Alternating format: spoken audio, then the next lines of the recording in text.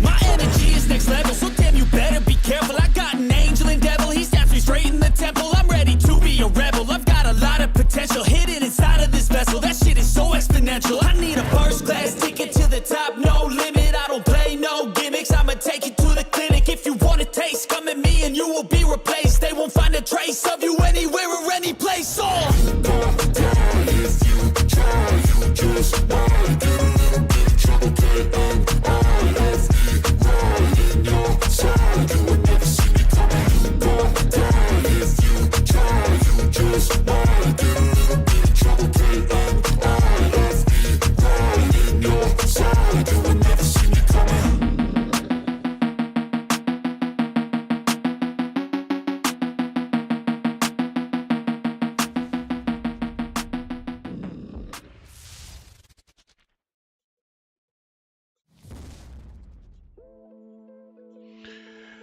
Yo, yo, yo! Greetings and salutations, YouTube, and welcome back with another video with your host, Whole Armor. Today we're getting ready to just sit back and relax and play some good old Star Citizen. Whenever it will go ahead and load up. So in the meantime, while the Stanton system is loading up, I hope everybody is having a wonderful day and a wonderful week and a wonderful month and a wonderful year. God bless you all. And I speak blessings and peace and wellness and wealth and health into your lives.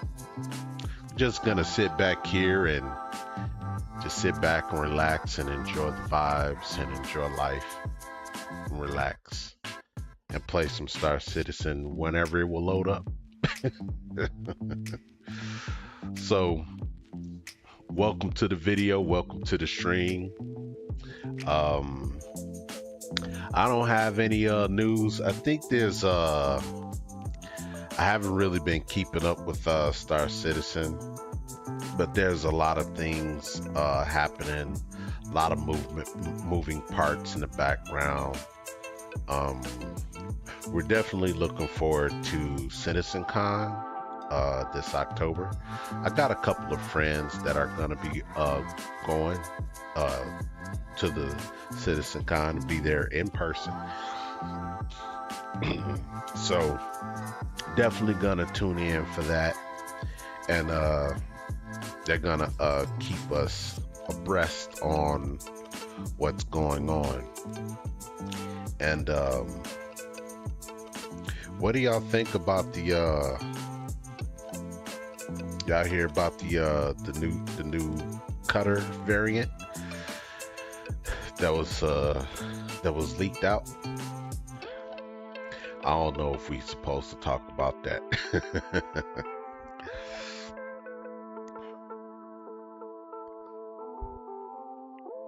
I don't think Star Citizen is gonna load up.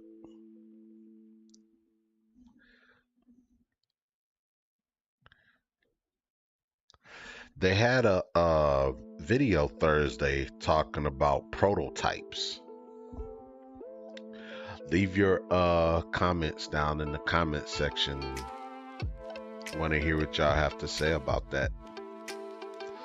I mean, I guess prototypes is something that they do all the time, that they have always been doing. I think that they probably running out of things to share with us, or they're doing a lot of filler stuff to not wanting to show us what they want to show us for CitizenCon. So if that's the case, then that will definitely make sense.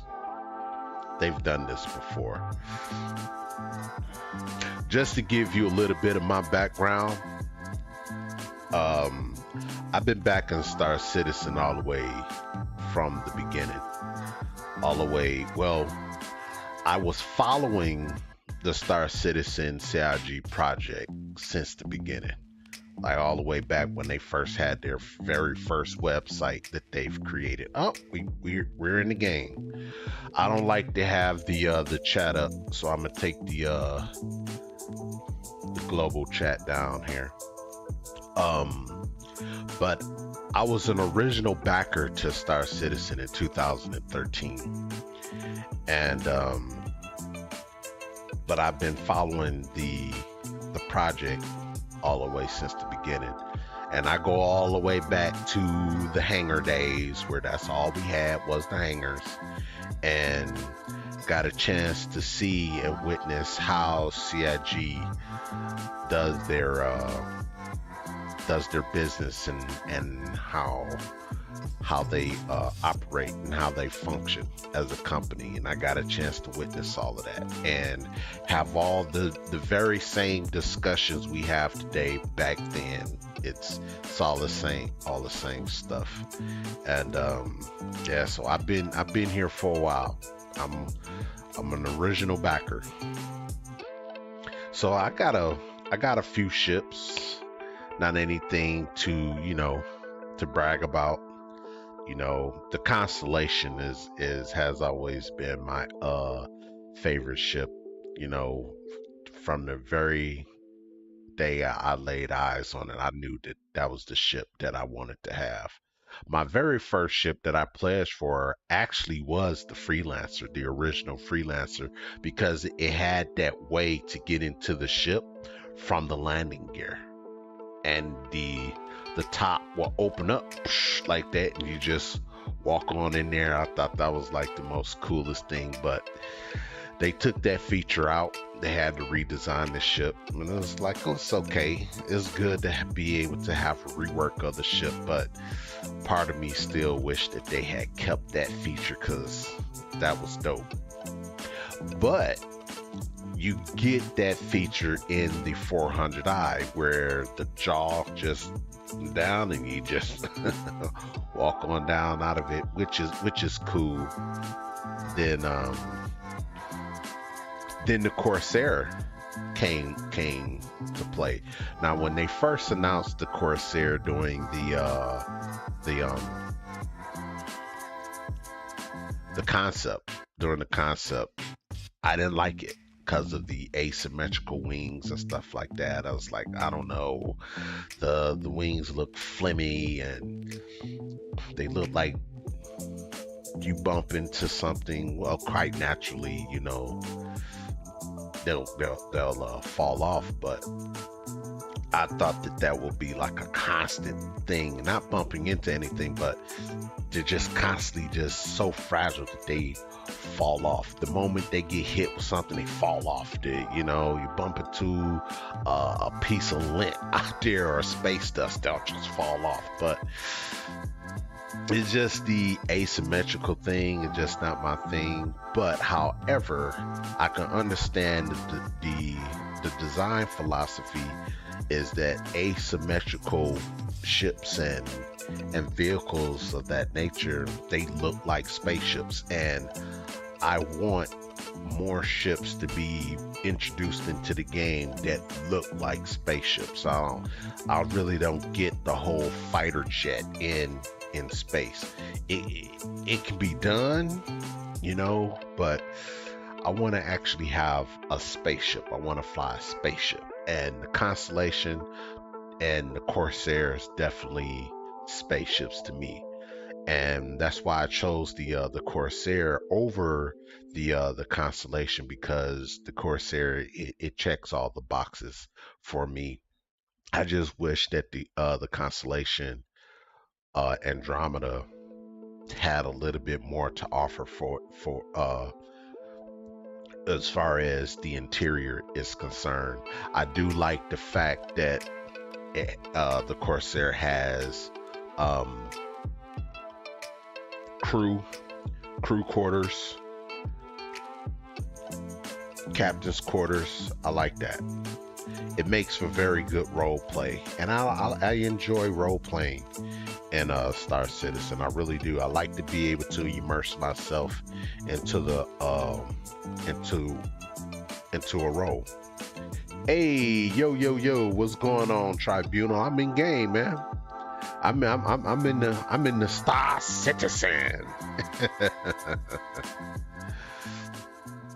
Let's go ahead and get the view going here. Let me see. Hold up. Let me make sure that the game is captured here.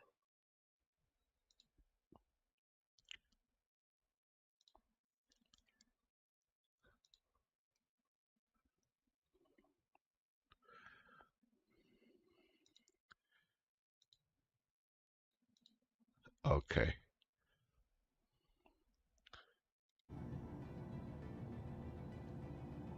Okay. Hold on. 1 second. 1 second. Hold on.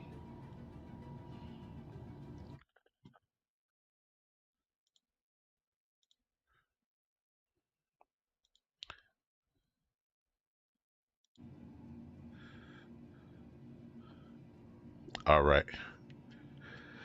We're back up and running. Sorry about that. I had to make some more adjustments.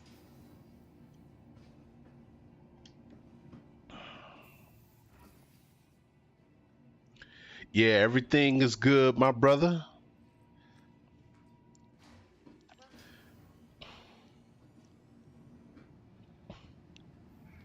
Yeah, I figure I hop on in here, Star Citizen, mess around for a little bit.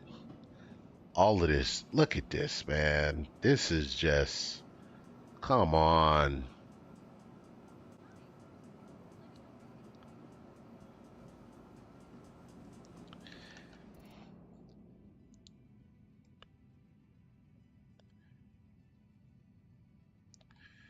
All right, we got a little bit of weaponry on us, on our person here. All right, let's see if we can get ourselves into the black. Might do a couple of bounty hunting missions. Not anything too um extravagant. Just get into some action. May even do a little bit of some bunkers, depending on how I feel. We just gonna sit back and chill out. You know what I mean? Yeah. Let's see here. Got the Corsair. We gotta sit here and wait for this. 17 minutes. We actually can expedite this for the 5 minutes, so we'll let this time whittle away. You know what? Where did it say it was at? I didn't even realize. Yeah, Corsair ever. Oh, okay. Yeah, I missed it. Area 18. So everything was at Area 18. Looks like I could have just called the Pisces and hopped over to Area 18, but it's cool though. So we'll just sit back here and wait. In the meantime, let's go over here and get a little bit more sustenance. We definitely got to make sure that we got some type of beverages here. Yeah, where you moving your ships to, bro? You moving them to don't say Orison. You going to Orison Crusader, aren't you?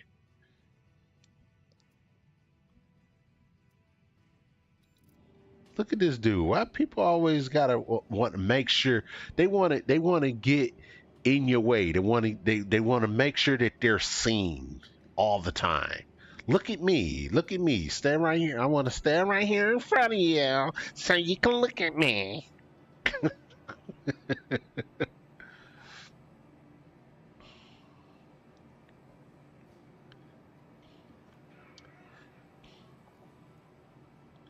You know what? The easier way to do this is to go to a shop. Then I can buy them I can buy them in bulk instead of. I do like to buy the water and beverages from the kiosks and stuff. It makes me feel like I'm grocery shopping. I tell you, I like to get immersed. I like to play my role. Galleria, that's where we want to go. Okay. I want to feel like when I wake up out of my easy hab, right, that this is my place of residence, and I wake up and I start my day and I go to all my local places, wherever I'm at, get the things that I need so I can have what I need to have so I can function, properly function. See, he got the right idea. Let's see if this place sell food and beverages. Let's see here. Miscellaneous. No, I think. Wait. Consumables. Okay, no. I think it's the weapons place. But Everest Harbor doesn't have a weapon shop, does it? Let me check upstairs.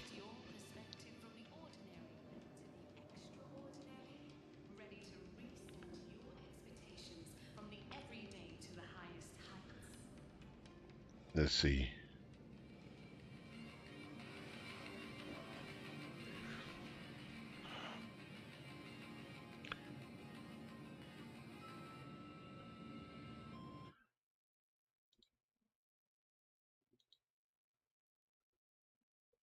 Yo, yo. Yeah, I can't hear you, brother. I think you got your. Okay. All right, hold up. Let me see. Discord.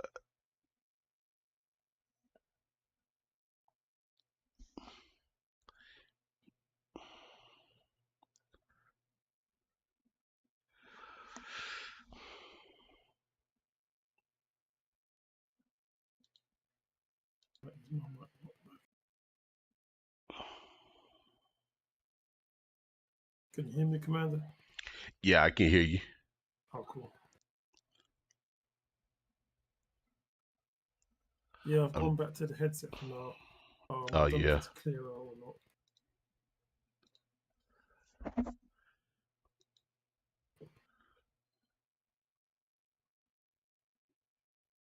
I'm trying If to it gets too noisy my side, I'll put the mute on the microphone. okay.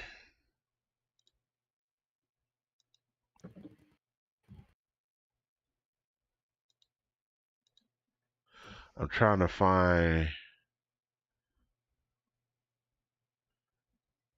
I'm trying to get the Discord to work, Okay. but it's not allowing me to choose this channel that we're Which in. particular one?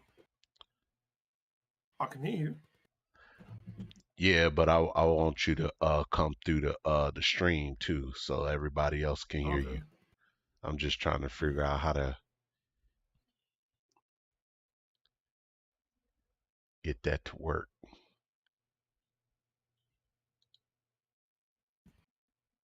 Oh, yeah. Hold on, Mark. Yeah. It's already going through the stream. Oh, it is? Yeah. Okay. I think whenever you're on Discord, it automatically syncs up. So whoever talks in this channel, it goes Okay. to the stream as well. Okay. Yeah, I see that the okay. Say Yeah. something?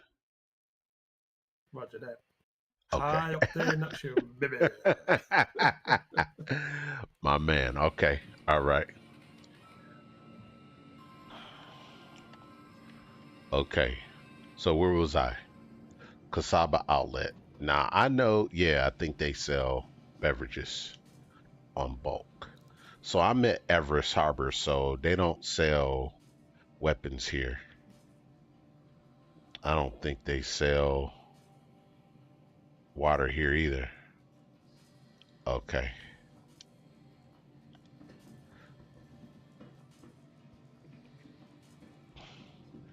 All right. Well, never mind that. Let's see if they have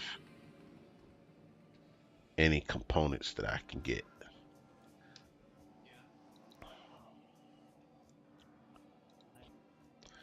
It'll definitely be nice. Systems. Yo. Yo, what's going on, Mr. Joe? The Void Walker. How's it going? Going good, man.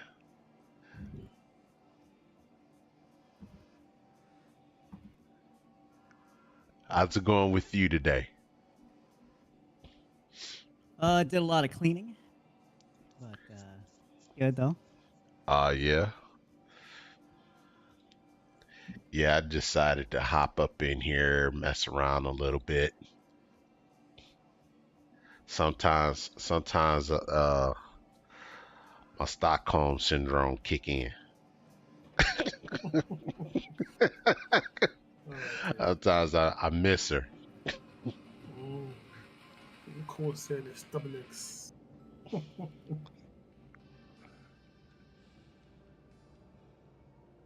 What did you not think of the munching thing so far? It's a prototype. I was just talking about that earlier in the top part of my stream when I got started. It's a prototype. It is the fact that they're working on it. You know what I'm saying? And that's the first time I've seen an actual prototype where they're actually working on it and they showed it to us. You know, and that's a little, to be honest, that's a little bit of a fresh air. You know, to be able to see that they're working on something that they, not to say that aren't working on the game. They've been working on the game. It's just a different approach to how they reveal it. And I thought that was a breath of fresh air that they took the time out to do that. Even though it's filler stuff, they really didn't have to do that because I'm pretty sure that they're doing this filler stuff just to buy time because hopefully they got something really spectacular to show us on at Citizen Con. So,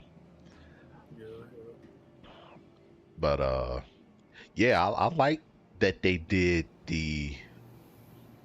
that they're prototyping. I'm pretty sure that they do that all the time anyway. They have to. Yep. I was disappointed with the fact that it was still in prototype phase. I thought it was past that. The way I took it from how they were talking about it in the past, it seemed like they were a little bit past that at least. But the fact that they still don't know how it's gonna work kind of is like, damn, man. Like, I thought you knew at least. Like, Yeah. I thought you already prototyped. So when they said it was a prototype, I was like, fuck. Yeah. But it was a good episode, though. I was just like, I shouldn't have expected more. I guess that was my bad. Yeah. See, that's where I'm at with it. See, that's why I'm trying to teach you guys how to be more like a little bit reserved. Hold on, wait a minute, nah. And I don't. She looked good from afar, but when you get up close, yeah. I don't think it'll be ready anytime this year. I think with how far they are right now, and like, I don't know. We'll see. Maybe they'll be able to come out, but it's like, I don't really want them to, get past prototyping phase and get like the bare bones of it, right? And get it work. I don't want them to get it working just barely getting it working in the game and then give us tier 0 of it. I want them to flesh it out more, and sit on it for a bit and actually spend some time on it Yeah. You know, I don't want them to just throw it in the game. I want it to be, you know, Mm. fleshed out. Yeah, that's true. I'm glad that they acknowledge that the vulture is tedious. I suppose the reclaim is as well, isn't it? Every 2 boxes you've got to run to the back. Yeah.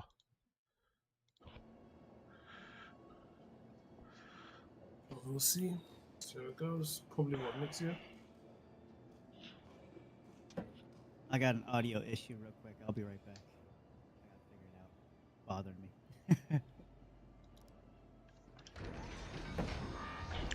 I thought it was Discord. Mm. How's my voice levels? Is it loud enough or is it still quiet? Yeah, it's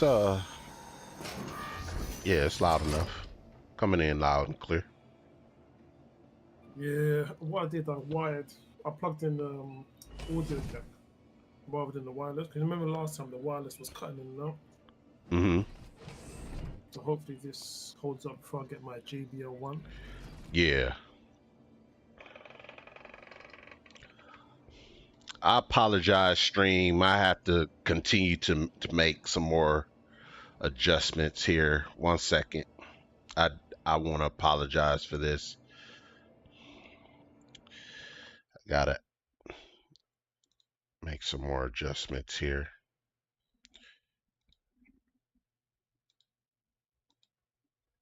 There we go.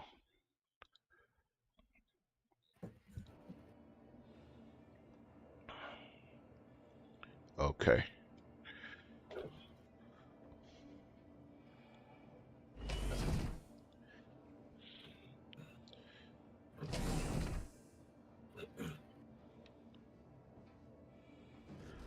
All right, let's see if we can get this bird up off the ground. All right. Time to clear your throat, girl. Stretch them legs. Yep.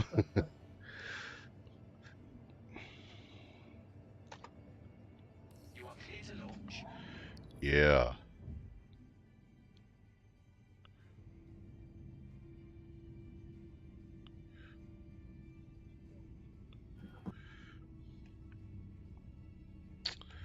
Oh, you know what?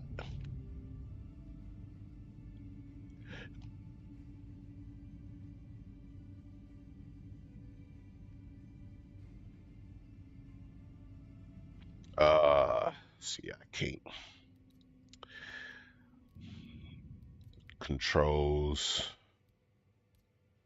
gamepad, version settings, flight, flight movement, pitch. Yes. Back. Okay. Turn the game.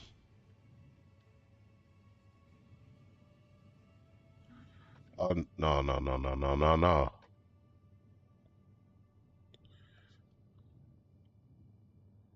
See. All right.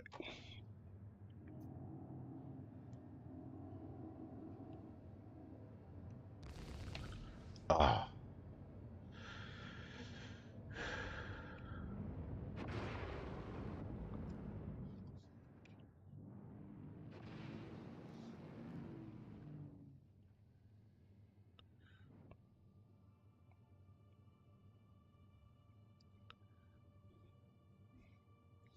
I am back.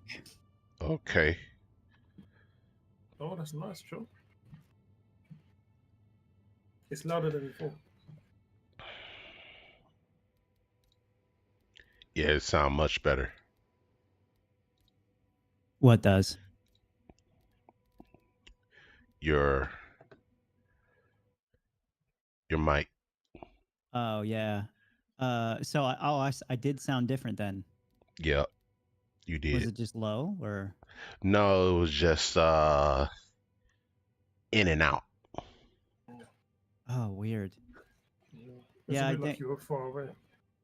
I had something weird go on with my mixer. So Mm. I just restarted everything. It's the Go XLR, and I don't know if you guys pay attention to the company, but they just laid off everybody from their company, Oh, wow. and they're no longer supporting the Go XLR mixer, so it's or coming out with updates. So I'm wondering if I'm getting issues because of that, or Oh. because I've never had a problem with it until now. But anyways, what's the plan, man? Well, step number one, I need to get my keybinds working. Because for some reason, they messed up my keybinds for my controller. Yeah, the game does that sometimes.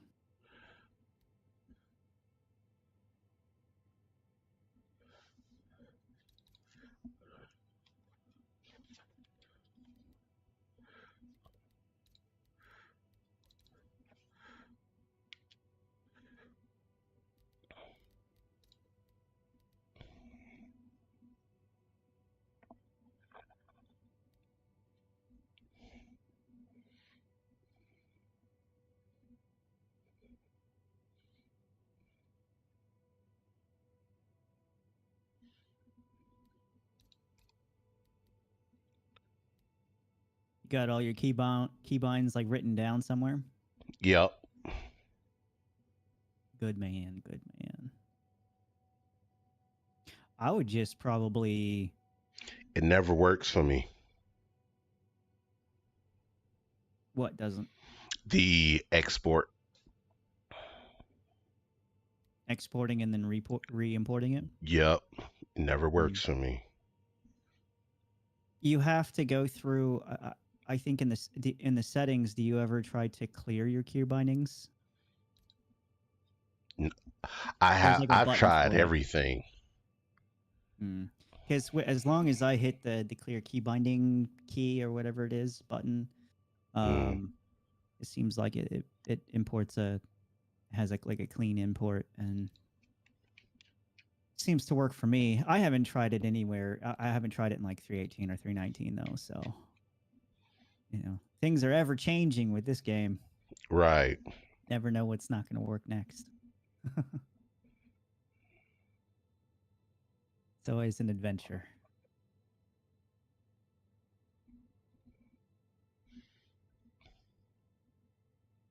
You get more exploration with bugs than you do actually exploring the game.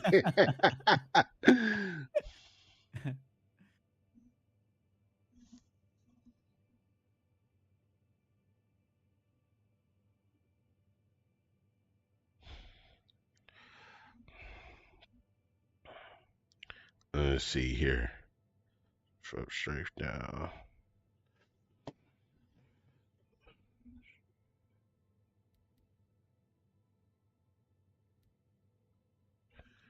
Uh-oh.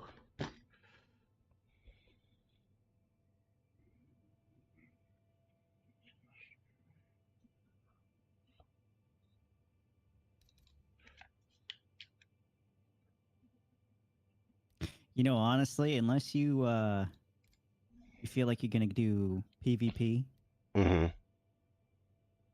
I wouldn't even bother with it. I would just do mouse and keyboard. Mouse and keyboard's good for like PvE. It does just fine.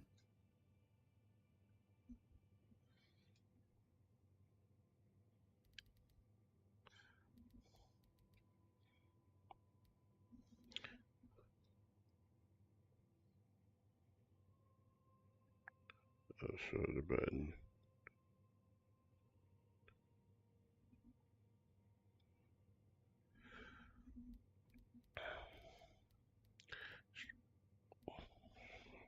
Okay.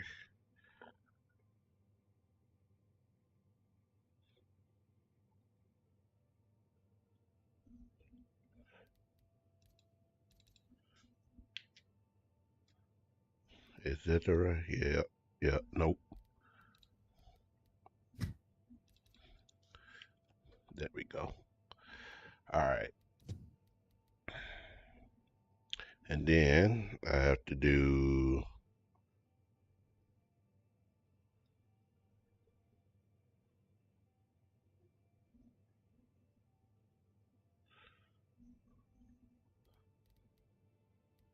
okay, that's set. Right thumbstick button.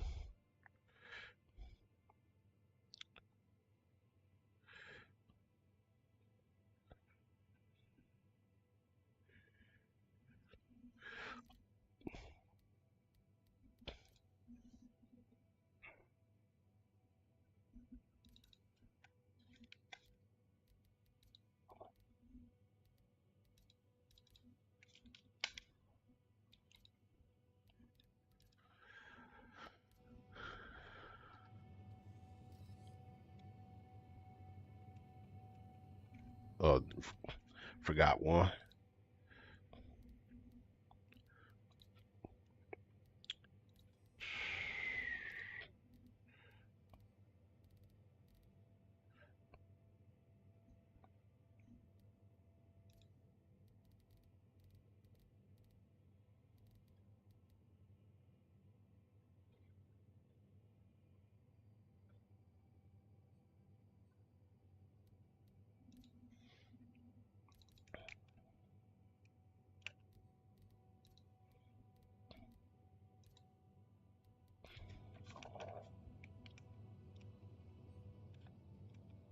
Oh, that's not it.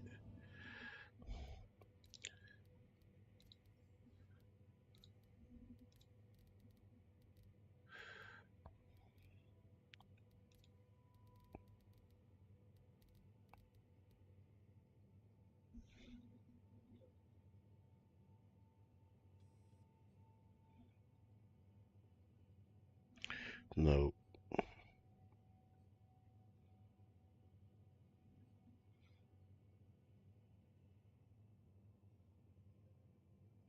Hmm.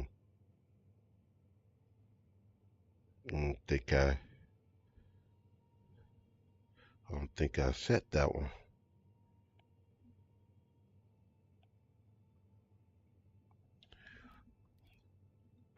It's supposed to be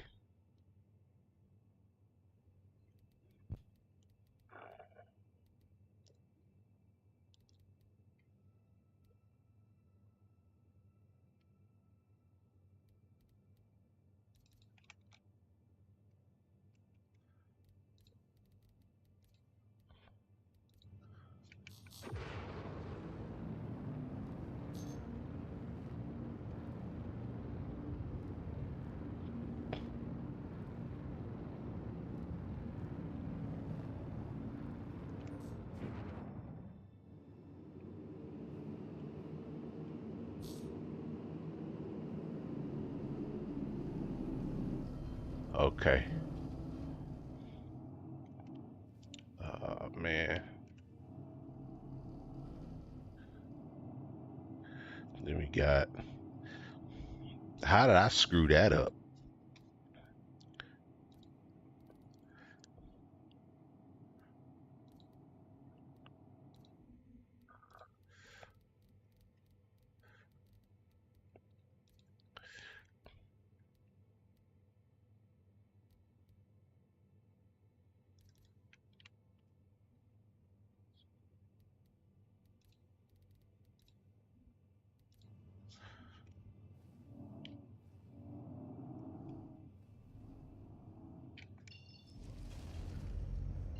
Nope.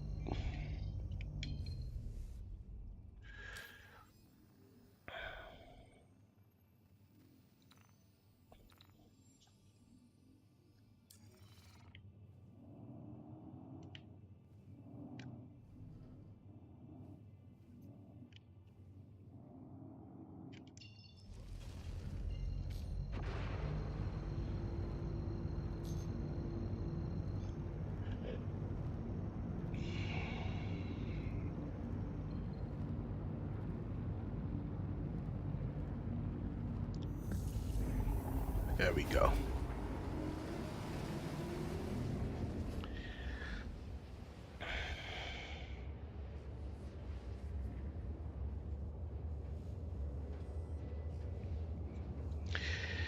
Yep.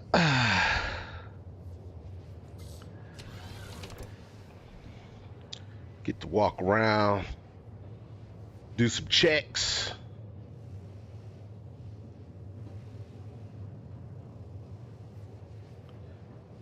Make sure everything's in tip top.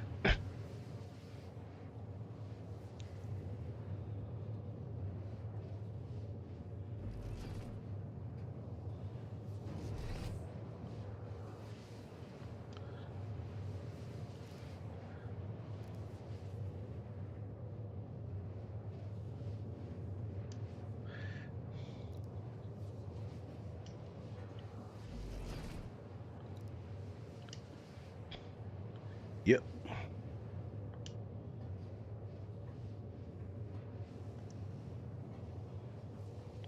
Looking good, looking good.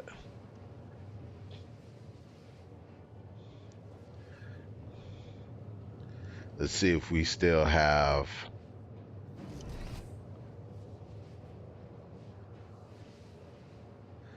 Nope. Had some weapons in the weapons rack.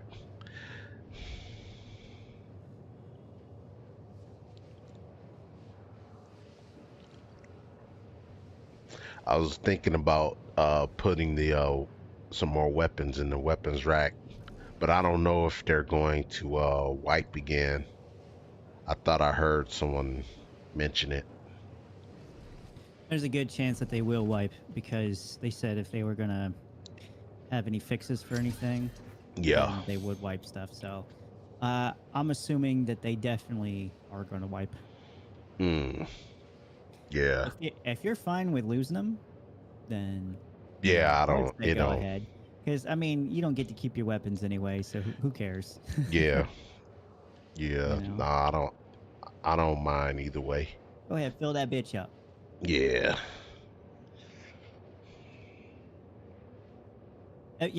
If they didn't wipe, think Mhm. about how much more interesting Rex would get if people actually filled up all their ships.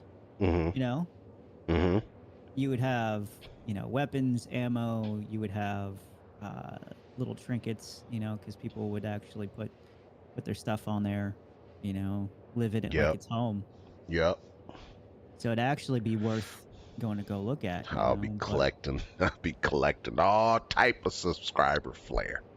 hey, look at me. I didn't have to spend $20 for this shit. I got it for free. Got it for free. And then my ship blows up, and then somebody else will collect it, and the cycle continues. No, you hoard all your treasures back in your hangar. That's what you do.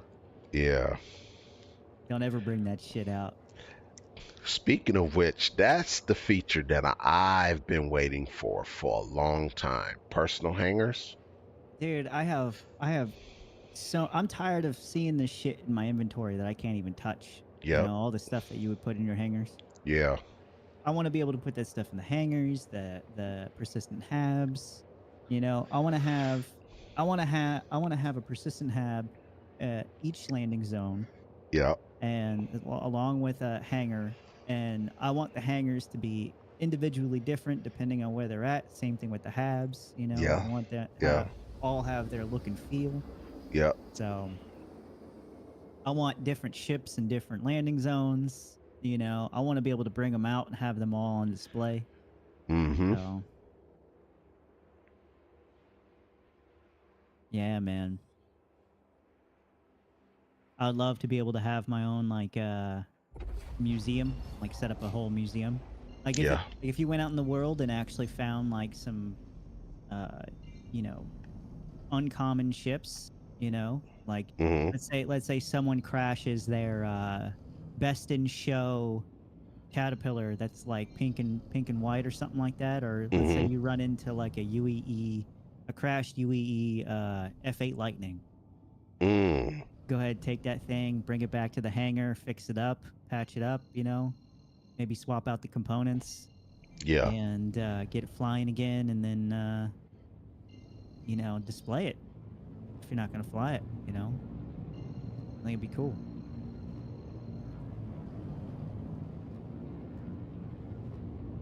most definitely. That would actually be really cool gameplay for if they what I've always wanted them to do is to take a lot of like the older models for things or like outdated ships within lore Hmm. that really aren't, you know, don't make them flyable, but like make them discoverable, like as like crashes or something on like a planet, but make it so you can actually kind of like repair it to a certain degree, Hmm. and at least make it look shiny and new. And take your SRV, take it, haul it back to your hangar, and be able to keep it there. Yeah. Either that, or you would bring it to like a there'd be like a mission where you can bring it to like a collector, and you would get money for it. That would be super interesting. Like the Zeus. You know about the Zeus, right? The Zeus. The Zeus is the first ship in lore that has it has the first quantum drive. Oh yeah, yeah, yeah, yeah, yep. Like nobody flies that thing, right? Because there's like supposedly in lore there's none. It's completely just like it's a relic at this point, right? Of like a Hmm. lost civilization type of thing. Yeah. And there's like I think only like 2 known crashes, Hmm. but they're extremely like hazardous to get to. I think like one of the crashes, I think somebody in a story someone stumbled upon it and couldn't find the crew of it, and that's like one of the mysteries is like they couldn't find the crew, and there's a bunch of weird things going on with like what they think happened to the crew, and there's like some theories and stuff, conspiracy stuff. Mm. Unsolved, it's like Star Citizen has their own version of unsolved mysteries. Hmm. Hmm. And just imagine if you were able to find something like that just randomly out there, grab it and take it back to your hangar. That'd be fucking great.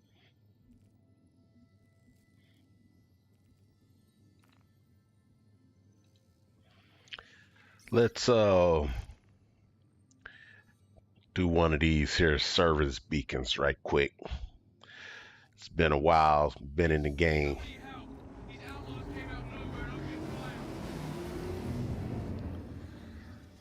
Okay, let's see.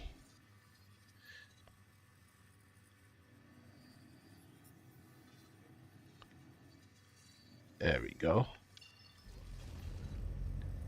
Yeah, that would definitely be dope to be able to stumble across some of these old ships, like Because super old ships, and then, or if not, be able to get the ship working, but at the very least, slap a bring a nice part paint of job. it, you know, Oh yeah, yeah, like a part of it. yep, back Nah, to the not good enough hangar. for me.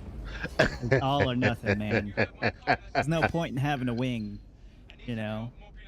Unless I mean, Yeah, it'd be kind of cool to be able to take like the wing and use it like a trophy and put it on the wall or something, or yeah. um. But it kind of.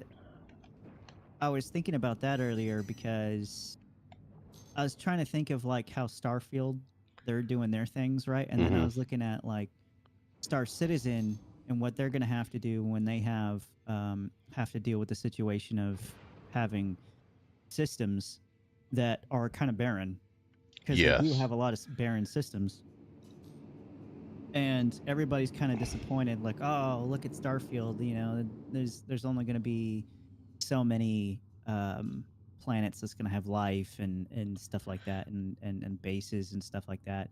So I think people were a little disappointed that there isn't much to explore on a lot of on most of the other ones, Uh-huh.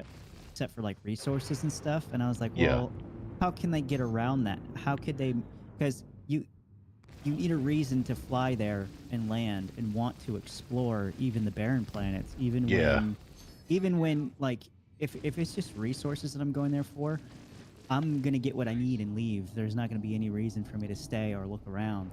And I Right. think if they had some sort of system where, kind of like what I was saying, where there's a chance that maybe you hear like a beacon somewhere, and you have to try to discover this beacon and figure out what happened, and maybe there's like a story behind a crash ship, or like a rare crash On ship. On every barren planet, though? No, not every barren planet. But I mean, they could. So instead of, because they don't want to make like a point of interest for each, or like a Yeah, major landing zone for, yeah. or like Because that cities or don't anything make like that. sense. That That don't. that would That's take not too much realistic. time. That would take too much time. But Yeah, they could have a system of like missions, or like just little tiny points of discovery that they could dot here and there, but yeah, make it worth it to go there. You know, yeah, give it a small little unique story. You know, maybe yeah, behind it and why it's there, and yeah, then you get something out of it that if anybody else saw it, they'd be like, "Holy shit, where did you find that?" yeah. You know, make it extremely unique. And see, that's the thing about Elite Dangerous. They're known for that. They have billions of planetary bodies with absolutely nothing on them. Yeah. You need to, even if No, it's small, just put something there. And I'm not talking like what uh what's not that even thing called? foliage. Yeah, that's well, I mean, there's gonna be planets like that, unfortunately. Like, I mean, look at our moon. Look at a bunch of moons, right? Yeah, It's just like that. But uh yeah, man, I don't know. Make some sort of unsolved mystery like the Zeus thing, where maybe there was mm, like a major conspiracy on why they crashed. You know, maybe it was something like has to do with aliens. You know, maybe you're not going to find any aliens, but maybe they made contact with something. well, And see, the thing in Elite Danger is there are planets that have they got the Guardians and they have the Thargoids, and they have planets with their stuff on them, but for the most part, every other planet that, or well, you don't even really go to you can't land on no planet in Elite Dangerous.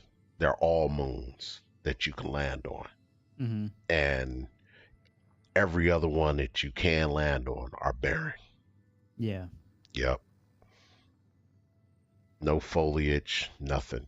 You can come across some uh space junk that happened to get caught up in the gravitational pull, and you can stumble across some items, some cargo things, but yeah, it's random. But I me personally, I find that to be realistic. There's the human race can only expand so far so fast, and for you to come across a crap ton of planets and moon that are absolutely barren yeah. is realistic, you know. No, Now, it is. and But I don't mind being the only thing or biological thing on a planetary body. you definitely need that, right? Yeah. But you can lessen the blow, I guess, of having 90% of places being completely barren. You can dwindle that down Yeah. by, you know, like I was saying, like have some places have like a good majority of like maybe some of the barren stuff have like some crashes, some one you know, one of a kind item somewhere that, Mm, you know, like you were saying, like maybe something got pulled in from orbit, you know, from like a mm-hmm. crash outside, or you know, maybe like a lost alien civilization that, you know, got wiped out or something like that, or like Yeah. in Star Citizen, right? Like the Tavaran, they got completely wiped out for the most part, and you know, maybe because there's not just humans that went out and discovered planets and systems. There's, you know, 4 or 5 other different alien races, and we don't know Hmm. what they discovered. So Right. maybe in some of these And other or what barren they planets, decided to they have, terraform themselves to expand their race. well, not even terraform. Like Mm, I'm talking about just strictly like the barren planets. mm-hmm. you could have, you know, one or two locations of, you know, some sort of like evidence of like the Banu being there or Tavaran or the Vandal. Since we don't know much at all about the Vandal, maybe have Yeah. like little bits and pieces of like that you get to discover about the Right. Vandal. You know, there's Yeah. a reason they were there at some point. Why were they there? Right. Maybe it leads you into a cave system somewhere. You Hmm. know, Yeah. Yeah. Yeah. Because it's yeah. Because it's most likely that they will be traveling and exploring themselves, and to be able to stumble across planetary bodies that they have discovered and see some of the evidence that they've been there, that will definitely be cool as well. imagine finding like a once in a lifetime, you know, opportunity to like uh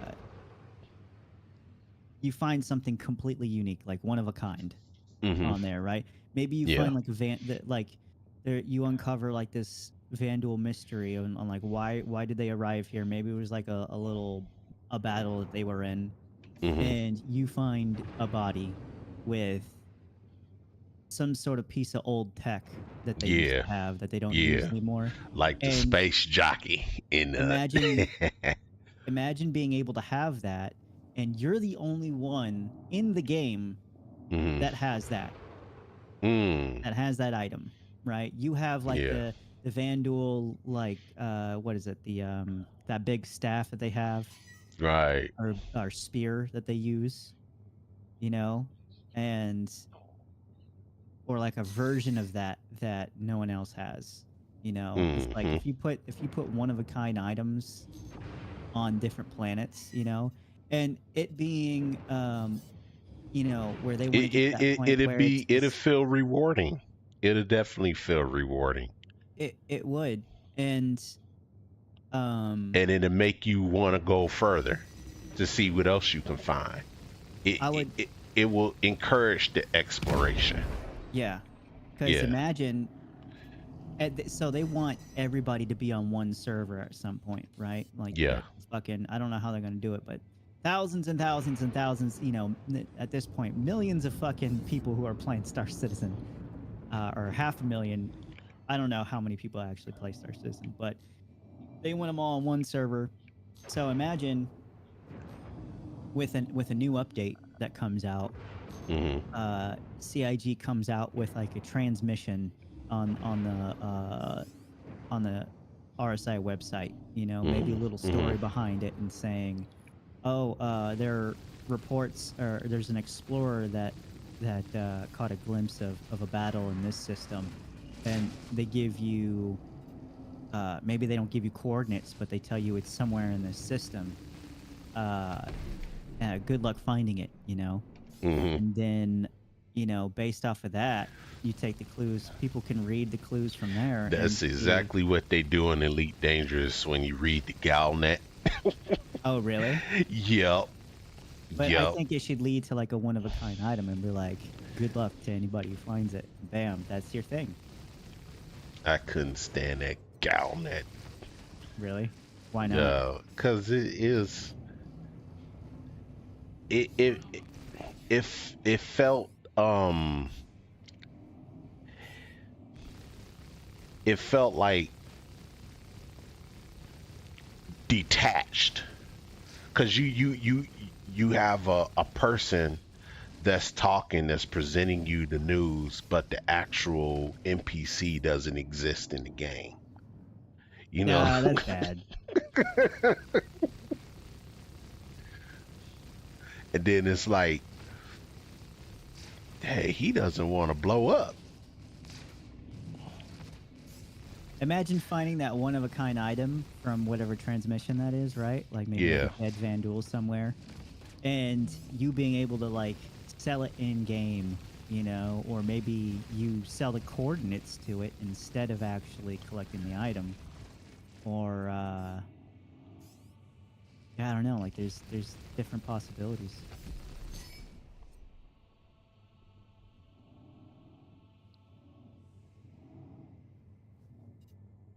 And something that I just realized, they have that one Reliant ship that's like a news. It's supposed to be like a news ship. Hmm. I Yeah. haven't heard anything on fucking news reporting. Like, who the fuck's gonna do that? And how would that even work? Yeah, they did that ship um with the esports thing in mind. Well, they are. I think soon here they are officially gonna have racing be a part of esports for some Yes. reason. Yeah. And so they did the Reliant ship that's supposed to have cameras, and if I remember correctly, they mentioned that um well, this is what I, at least what I thought I heard them say, is that they wanted to be able to allow the player to capture in-game footage and upload it live to YouTube as their, with the ship, with the camera and all of that. You can do that with OBS. Yeah, you know. yeah. Yeah, that's a little weird. You wouldn't be able to do that in real time within the game like that. That's a bit. That's just too much. You know. Well, like I said, this is what I thought I heard. Yeah, Uh, yeah. you I, know, I I think I might actually go back and take a look at that because I'm kind of like intrigued on what they yeah, thought originally, and you know I'm sure they haven't talked about it probably in like fucking 7 years, yeah, but yeah. um Because it was to be honest with you, I totally forgot about this ship. So you yeah, just brought yeah, it up. I did too. I just randomly thought of it. Um, Hmm. I have no idea how they could now, like the whole camera system thing, like that they can make that work where it just has maybe you could make it into like a mission where you have specific cameras on board, you know, that you would have to use, and Hmm. they got some like good camera angles and stuff like that that you can't get with the third party or the third person camera system that we have now. And maybe you get a payout for you'd hit like a fake record button, Hmm. and it would record, and the kind of like the longer that you stay on target, the Yeah. more that you show, you get paid gradually as you go through it. And obviously you'd be flying around the track watching them race and stuff like that, and Hmm. maybe at the end it's kind of like it'd almost be like selling data. Instead you would just be selling the footage in game, you know Right. because I mean streaming Star Citizen fixes all of that. People already do that. They have the Atmo esports thing where they do all of that. So yeah, I don't know. If they just all they have to do is just make it a mission, and the only way you have access to those missions is if you have the ships capable of recording.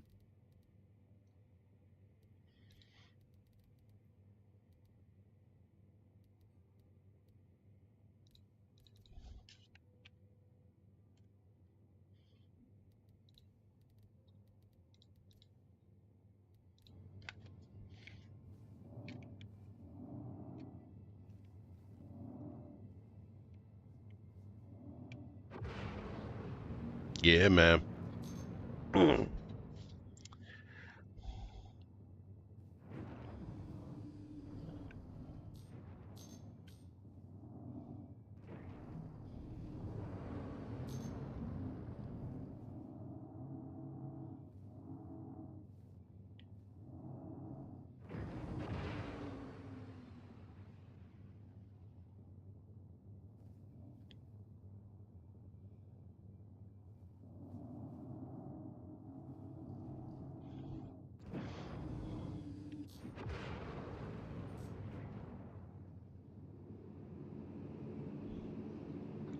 Why is that?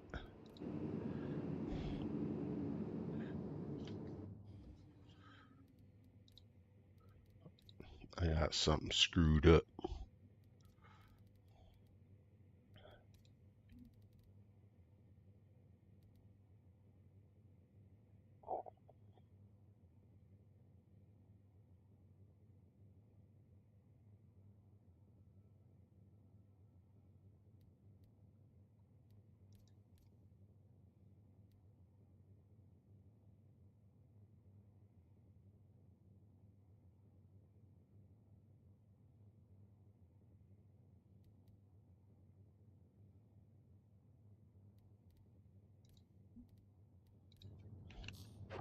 There we go. That's the one. All right. Now,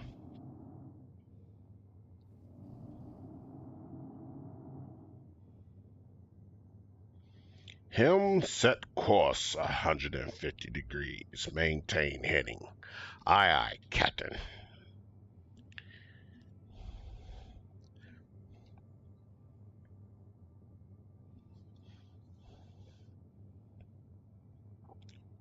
Tribunal, where you at, man? You got quiet. Yeah, I'm still here, man. I'm still here. Just trying to do some mining, messing around with a few things. Oh, okay. All right, all right. But yeah, man, I need to make some money, man. I don't know. So I'm thinking, what's the best money maker in the game? Is it mining or bounties? Mining and salvaging. I'm not doing salvage. That's the best way to make money Yeah. with low risk. Yeah. Bounty is not really a good money maker because there's an overhead. You know, you got the cost of the damage of your ship, so that takes away your profit. Yeah, that's the thing, man.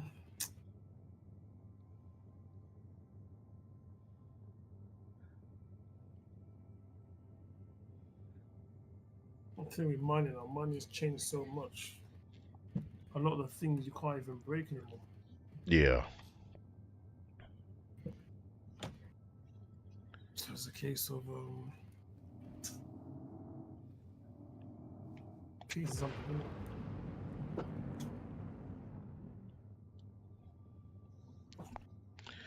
Oh man, I just noticed my my water level here. I need to go. I need to get some beverages.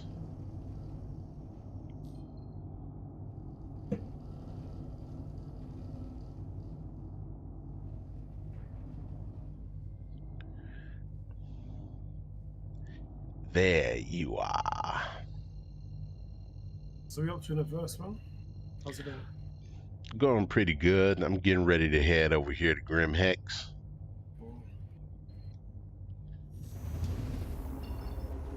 Another thing is, man,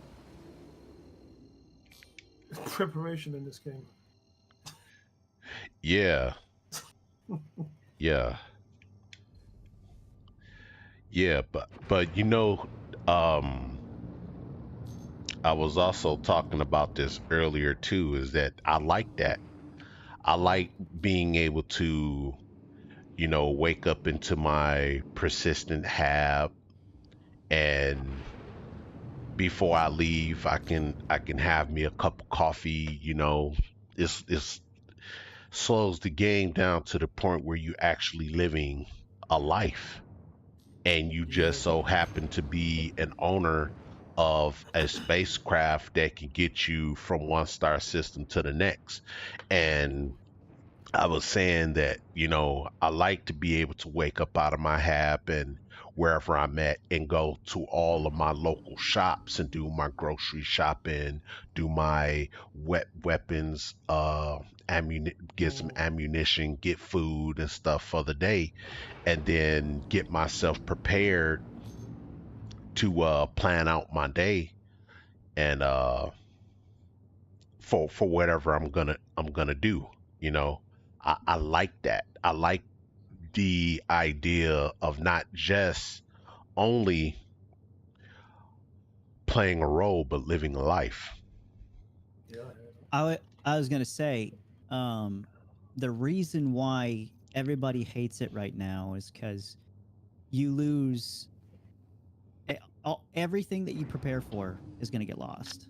You know, whether it's Hmm. due to a mistake that you made, a bug, a mistake that one of your friends make, Or another player or then came around and just got you up out of there. yeah, player issue, or CIG doing a wipe at some point, you Yeah. know? So with everything like that, there's no reason to want to go through all these steps just to go do something real quick, you know? Yeah. Facts. And it the game has to be more fleshed out. You know, the roles have to be more fleshed out. Engineering, multi-crew gameplay have to come in. The ships have to be able to last a lot longer. You know, you need to be able to uh, live in your ship, you know, and have the Yeah. ability to repair it Hmm. if you get shot. You know, it shouldn't be easy to shoot down a ship. It should be really fucking hard. And um yeah, unless you're just like a sitting duck, you know. Even then, if I think that the threshold between soft death and hard death, there it should be a big gap, you Yeah. know, because Agree with you need to that. be able to, even if you do get shot down, you should be able to have enough to be able to defend yourself from with inside if they try to board you. And there should be heavy incentive for them to not kill you, but to want to board instead and take your stuff. And if Hmm. you defend yourself, you should be able to um, still be able to get your ship towed back and fix it up, you know, and not lose all your stuff. And I think when all that happens, um, you know, you wanting to prepare and stock your ship up and all that stuff, all the prep work is going to be really rewarding, and you're going to Hmm. want to do it. You know, it'll be fun, you know. Absolutely.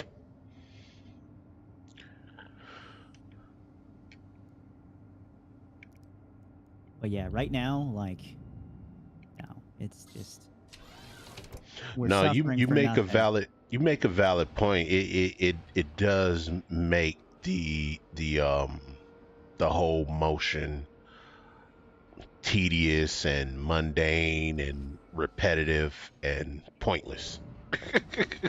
Yeah. But for me, I still enjoy doing it. I act like I'm doing it, you know, even though all of what you had mentioned is a thing, but I still try to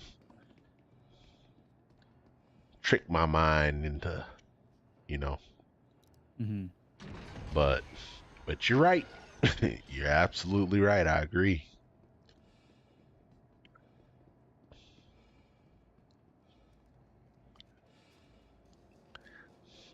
Now that's what you call a spaceship. I think they Whew. also they need to make it really hard for shields to be penetrated, you know. And um, I think one of the major issues with this game is the fact that people can buy whatever ship they want Mm-hmm.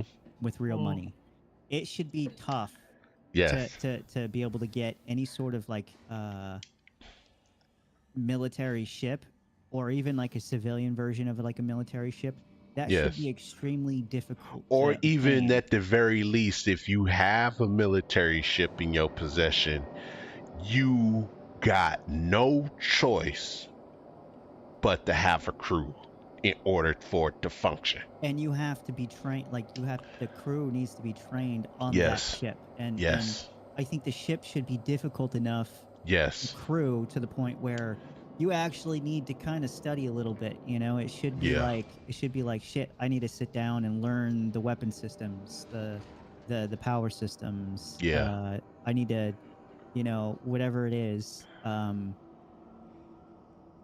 Like like a crew shouldn't be able to just buy the ship in one day, and then go crew it and completely just destroy another org with it Right. within 3-4 hours. That shouldn't be a thing. Mm-mm. It should take you like a month to be able to get the funds to be able to Yeah. or even if it's a military ship, you shouldn't even be able to buy it. You should have to find that somewhere or steal it from like UEE Navy or something. Yeah. And then after that, you have to spend the money to for the upkeep for the ship and to repair it and then you need to spend time training your crew on it and going out and doing exercises, that kind of thing, making sure that you feel comfortable enough with actually using it, and Mm-hmm. then you go out and you go do it. But yeah, you shouldn't be able to wipe out an org with it. It should not be that easy, you know um like if you're in let's say you're in a fully crewed Carrack, right? And Mm-hmm. Carrack can't really do much if it's like under attack, right? Yeah. Except for probably get out of there. It's not really meant to. The defenses aren't that great. And let's say somebody, some pirate org, stole a Polaris from the UEE Navy, you know, and they're like, oh, I'm gonna, like they just stole it, and Mm-hmm. you stumble upon them. That crew should have a really hard time. Like all of a sudden, they have to learn the layout of the ship and like learn how to crew it. They should Yeah. be having a really tough time trying to shoot you down. You know, it shouldn't be able to be done unless you know exactly what you're doing. Unless you've Yeah. crewed a Polaris before. Um, that Carrack should have, a 99% success rate of either getting away or defending itself from. Something like that. Um, yeah, they need to make it hard. Things shouldn't be easy in that game. Right. Now, I've said that many times. I've said that many times that big ships of any type should be very difficult to operate. Yeah. I feel that players, once Star Citizen get to the stage where they say, "Okay, everybody, this is official. This is Star Citizen now. We are at the Star Citizen stage where we now can call it Star Citizen." You should start in an Aurora or a Cutter.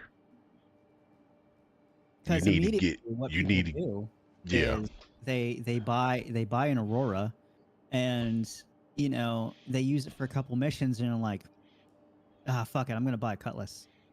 I'm gonna buy Yeah. something that's a little better. And they Yeah. always do that. They never have the Aurora or the Mustang for more than like a week. They get fed up and they're just like, nope, I'm gonna buy something else, and they just buy the ship. Yeah. Sometimes they just go straight for a Carrack. They're just like, I'm gonna buy a Yeah. Carrack. I'm gonna buy No, but what this I'm or that. saying is they can buy it all they want to, but they have to have a system just like what you were saying, like even utilizing the uh the pod, the the virtual pod, when they, like, say they bring the flight simulator inside of the hangar, right? Yeah, the And you the have to spend a certain amount of flight hours in that to build up your skill, and then yeah you have to grind to earn the money yeah. to. You already own the Cutlass, you already own the Constellation, you own the Corsair, you own every ship in the game, Hmm. but you have to be able to pay the kiosk to unlock it in the game in order for you to bring it into the game. And then you have to have a certain number of flight merits to be able to operate the ship. Yeah. And you have to hire a certain number of crew in order for that ship to be valid for you to fly. You see, so you just because you own an 890 jump don't mean you be able to fully operate and or Yeah.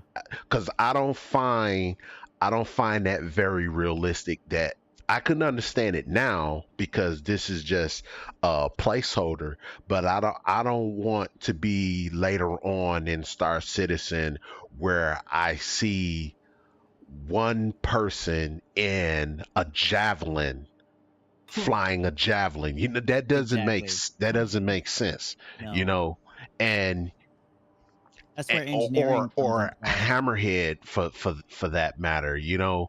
Yeah. Like even a constellation, I don't want to be in a constellation or a or corsair when it is a multi-crew ship. Now I can fly it, I have access to the forward guns, but my survivability should be exponentially low because I'm in that ship solo. You see? And When I totally agree with you on that.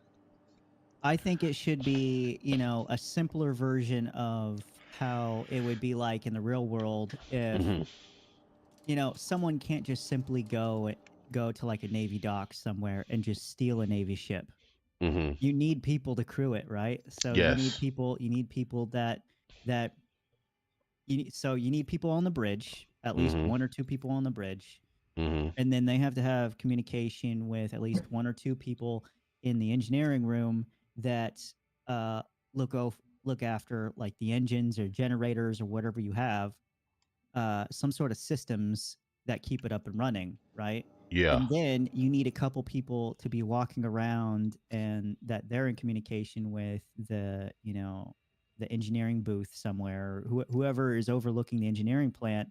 They need to be able to keep in contact with, you know, some people that walk around and actually check up on some of these systems, and maybe they report back, you know, malfunctions, you know, if like things should be like you have to maintain like the coolers from overheating, you Yeah. know, or the Yeah. engines from overheating. You should be need to watch it, and if you don't watch it, let's Yeah. say if you just have a pilot, Yeah. things should be all these alarms should be going off, you know, things should start to fucking fall, you know, not fall apart, but like things should be shutting off, you Yeah. know, um because nobody's maintaining it, no one's overlooking it, you know, that thing. Yeah. Yeah. So maybe you can get past, maybe you can get through the atmosphere, but I think past that, you know, you should start to be in trouble at that point. Yeah. Absolutely. And maybe with ATC, before you before, I think it'd be really cool if before you took off, you need to meet a checklist before you are cleared for takeoff out of a Right. hangar anywhere. Right. Right. You know, how many crew do you have? Are they Yeah, yeah, um and the ATC has to clear you for flight, and if yeah, you don't have all your things in order, they not opening up the doors. That would be dope. yeah, That right there, that system right there alone can change everything. Where where each ship, especially from your single seater ships all the way up, should have a checklist, yeah, and your Auroras or your single seater ships, I should say, should be the very barest minimum. What is required? A pilot. That's oh that's yeah, all yeah, you need is a that's it. pilot. Just Hmm. pilot, check. You are cleared for takeoff. You Yeah. know, yeah. And So, and any of the yeah, go ahead. no, any of those single seater ships shouldn't be able to easily take down a ship that requires a crew, You right, you know. right. So Uh oh. even after CIG, you know, releases Star Citizen, Hmm. where, you know, it's like, let's say they got rid of all the bugs, all the features are in, they still have to go through the amount of balancing they have to do to everything in the game is Oh, you insane. know what? I need to get a backpack too. Yeah, that's true. That's true. 'Cause, you know, I need to get a backpack too. Yeah, that's true. That's true. 'Cause, you know, I need to get a backpack too. Yeah, that's true. That's true. 'Cause, you know, I need to get a backpack too. Yeah, that's true. That's true. there's a lot of work that they have to do. A Balancing in lot of itself work, is gonna take 2-3 years. if not And then more. all the because the balancing also includes to bringing all the ships to gold standard, or whatever Yep. the current gold standard is, because there's been gold standards in the past that aren't gold standard anymore. Right. There's been like 4 gold standards. Yep.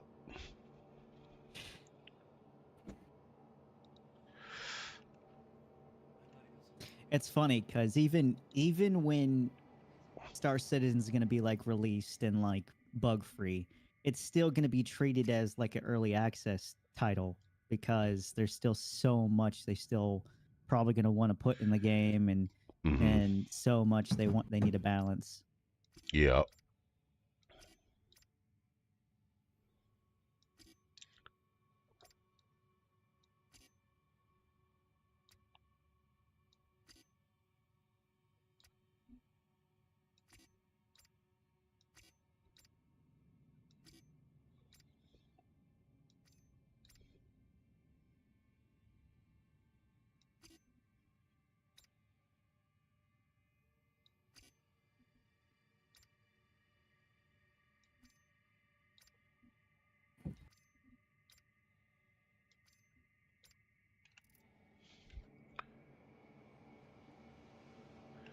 You know what? Do I even need this rifle?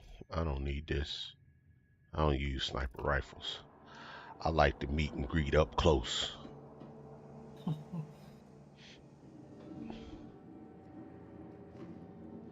You got your knife.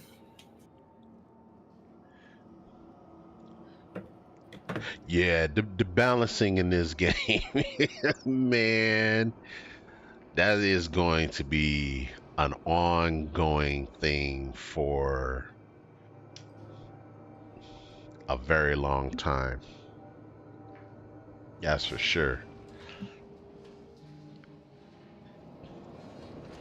Because especially when new ships come online and they introduce new ships, you know, new new capabilities, they're gonna have to constantly be rebalancing and doing reiterations. And just like you said, on top of that, they have to bring all the other ships up to the current standard. It's like, man, this is a game you have to be prepared for the long haul for sure. Like this is a lifelong game. This, Yeah, yeah, man. because I think even Yeah, when it's considered, to have all the functionality that let's say they give us all the functionality they promised, and the game loops are in the game and that kind of thing, and everything works bug free, right? yeah. Even then, people aren't going to be happy because they're going to be like, oh, this doesn't fucking make any sense. This ship Mhm. is completely just wonky compared to this ship. This ship should be better than this ship because of this, or the Yeah. shields in the game don't, there's still going to be so much debate on this and that and components and weapons and just Yep. Never it's ending. overly complicated. There's just too much shit. Yep. Yep.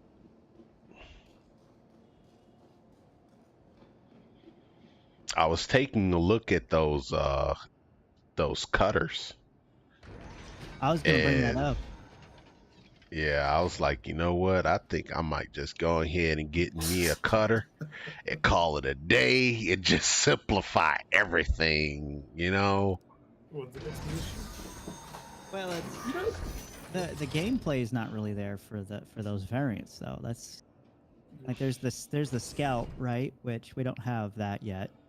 It's like the terrapin version of the cutter, Mm. which the terrapin's still useless. Hmm. It's the tankiest ship, so people use it for what it's not supposed to be used for. Yeah. And then what was the other one? Like an expedition one, like you said. There was like a exploration. Yeah. Let It's me like see. what are you gonna do with that? What does that even provide you with, other than just like a different I don't know, like a little bit different component setup. Well, That doesn't do anything for us yet. what in the was it? game. They look nice. They do look nice. They do. They always look nice. And it doesn't mean that I'm against them being in the game. I just feel like it's like, Yeah, here they is. do we really need them now? Unless Yeah, they're the going to give us some scout sort of variant. gameplay with it.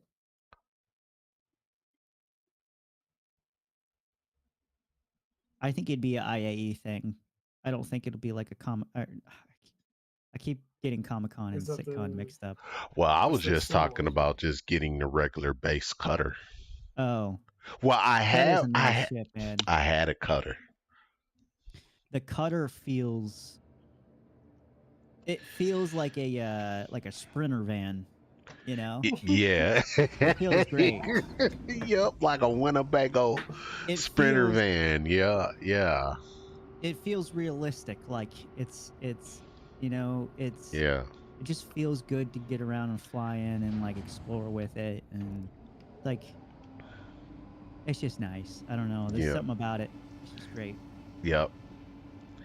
Yeah, I'm gonna have to get me a Drake cutter. The cutter is Get it what back. the Gotta get cutter it is back. the cutter is what the Nomad was supposed to feel like. Yeah, That's that like, makes sense. Like it should have been like the Nomad should have felt like that. The Yeah. Nomad should be the one that you pick because that's like the pickup truck. That's what you would want to bring in certain situations. But I don't know. It's like the way they did the interior. It just doesn't feel,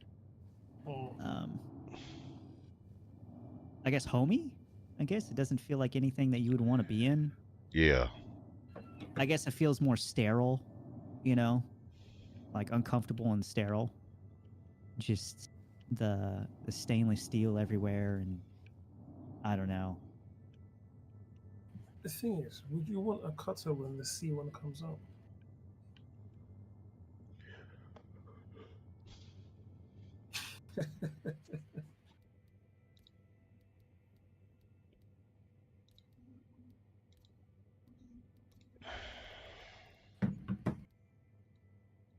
The C1. That's the Spirit, right?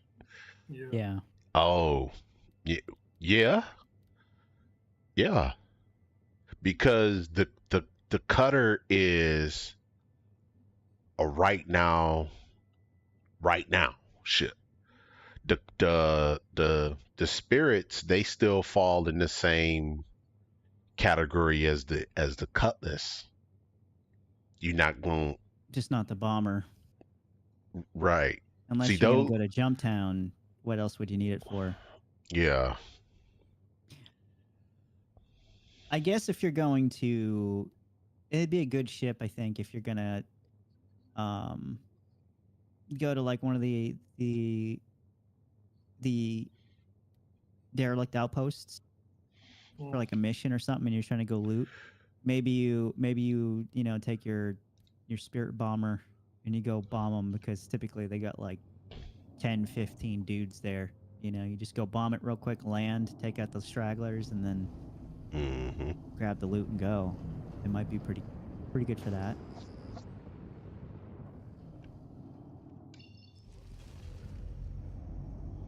Yeah, I'm gonna get myself a Drake cutter again, and that's gonna be my starter ship. And I'm gonna actually keep. That game or that ship is probably pretty cheap in game too, isn't it? Yeah, it is.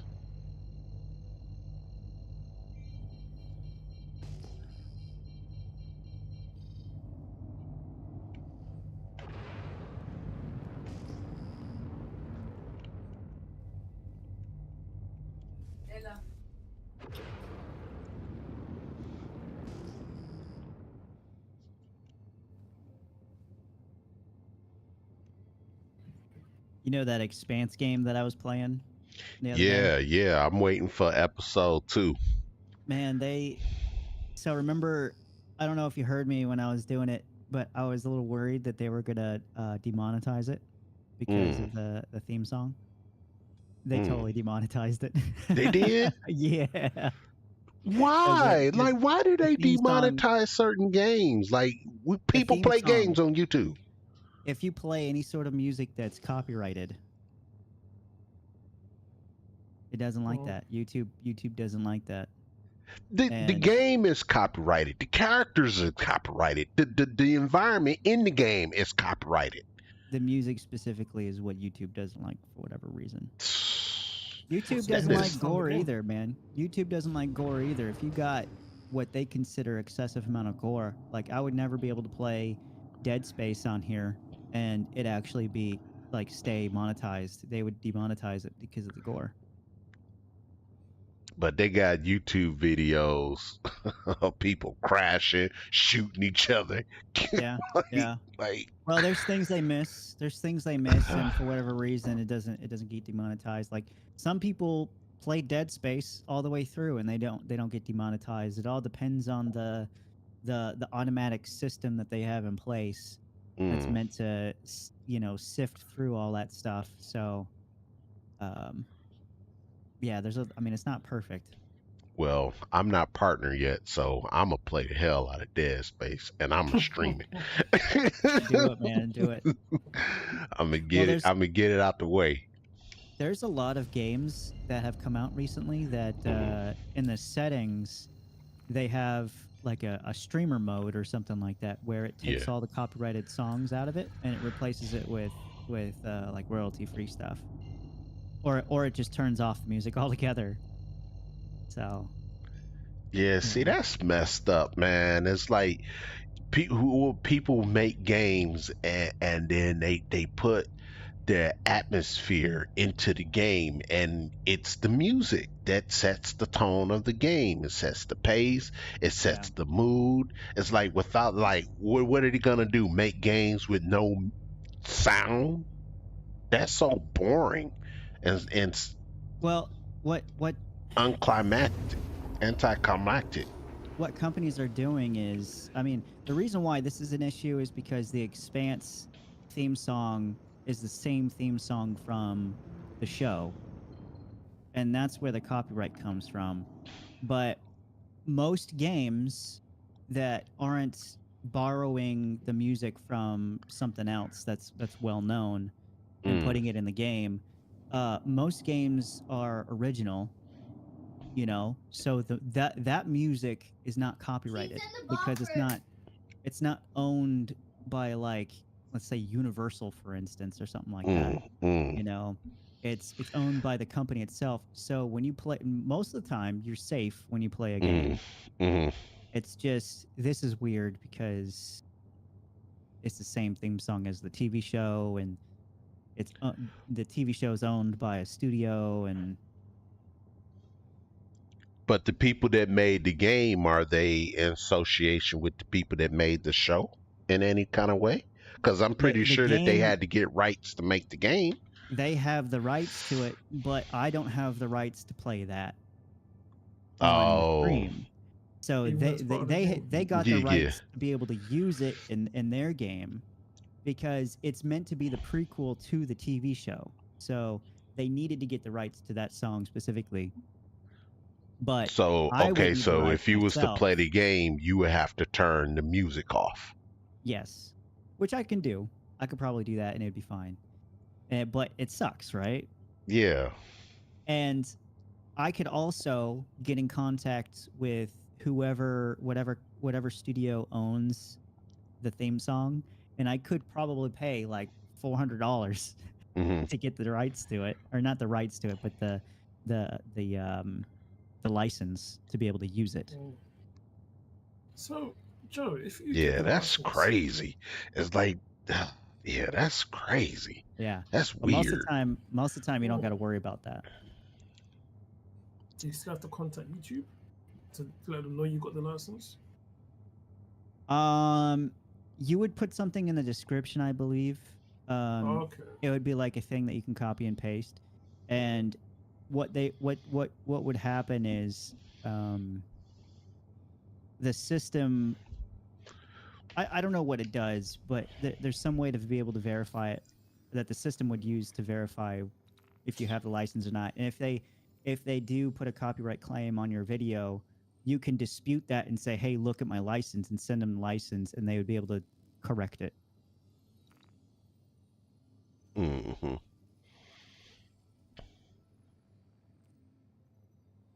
And a matter of fact, I went through because all the edited videos that I did, none of those got copyrighted. But I went into like some of my live streams that I've done in the past, and there's like 4 or 5 that actually got copyrighted I didn't even know about. That aren't able to get monetized, and that's because I think it has to do with the music I shared or whatever from something. Mm. And that's the reason why you can't stream like a movie or a TV show, because it's not necessarily that you're streaming a movie or a TV show. It's the fact that it's the music in the TV show or movie. I think I could be wrong on that.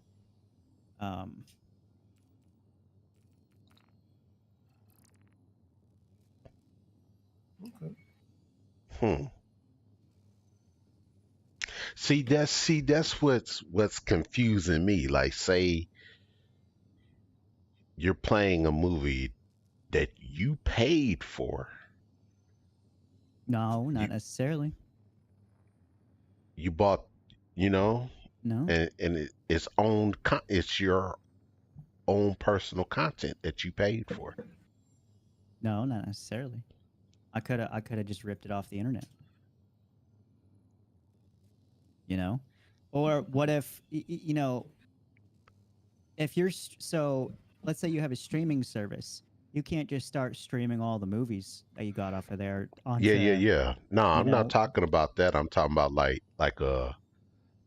you're well, Oh, yeah, dude, there's no way of them knowing that you actually playing a DVD. I rip off movies all the time off the internet, and it's just I don't know, man, because even though you own the movie, you technically don't own the movie. You don't own the rights to the movie, so you can't. I don't Yeah. know. It's weird. Yeah. Yes, it is weird. Copyright. It's like how am I how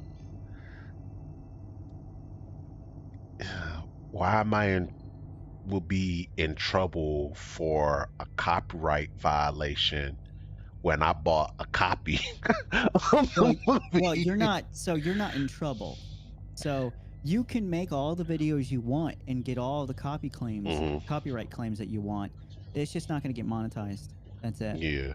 So there are certain things, right? There's different levels of copyright that you can get on YouTube. There's like the ones that I've gotten so far are the ones where it says you the company that owns the music are okay with you using the music. You just can't get monetized.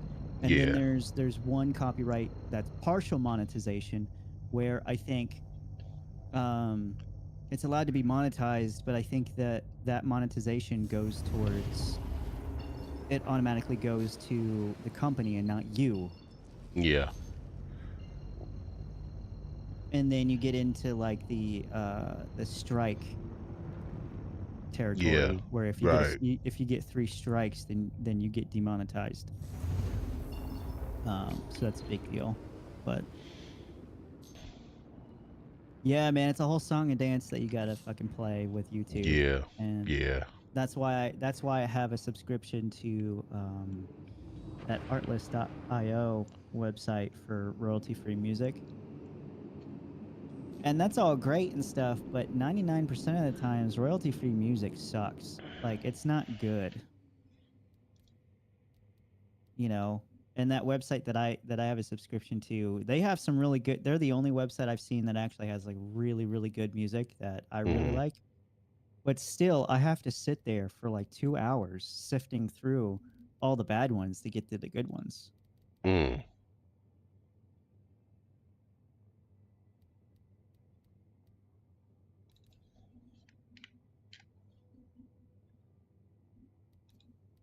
And there are genres that I like that aren't even on there on those websites for royalty free. Nobody is making royalty free music in certain genres that I like.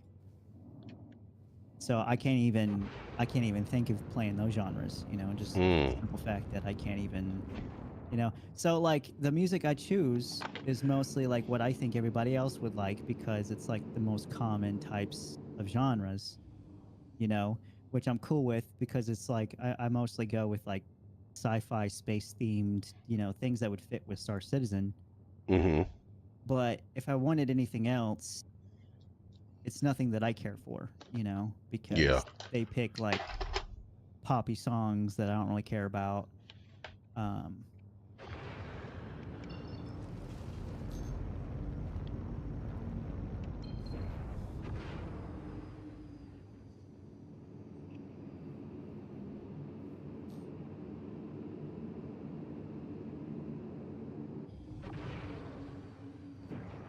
Where did my target go?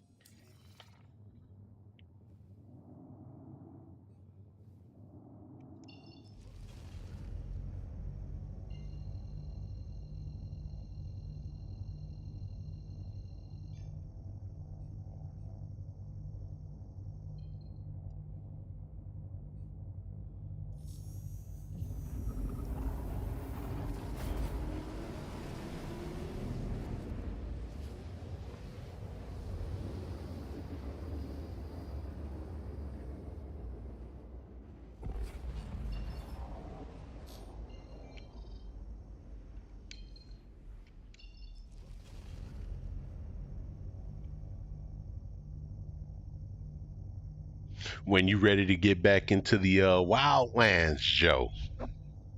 Dude, I was playing that all morning. Really? Yeah, Oh, I see how you do. I'm just waiting for you, man. I figured you'd be sleeping or you'd be busy or something, and then I saw you And you, streaming, and I got off the game when I saw you streaming. I was like, oh, he's playing SC today, okay. yeah. All you got to do is shoot a message, man.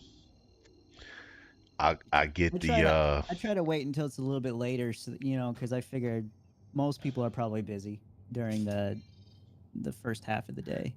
man. I don't do shit. Yeah, well, you're different than most other people, so Hey, you and me got it a little bit better than most people. yeah. I can't. I can't. I'm ready to get back into it, man. The Wildlands is too easy for me though. I don't like the fact like I guess I want to have like I guess that's why I like Breakpoint a little bit more is because Hey, you we have to could do plan that everything too. more. That's Yeah, the only right. thing is I only have Breakpoint for PlayStation. So Oh, okay. I'm gonna wait a little bit before I buy it for PC, which I do want to do because um No, no, no, no, no. We can remedy that problem right now.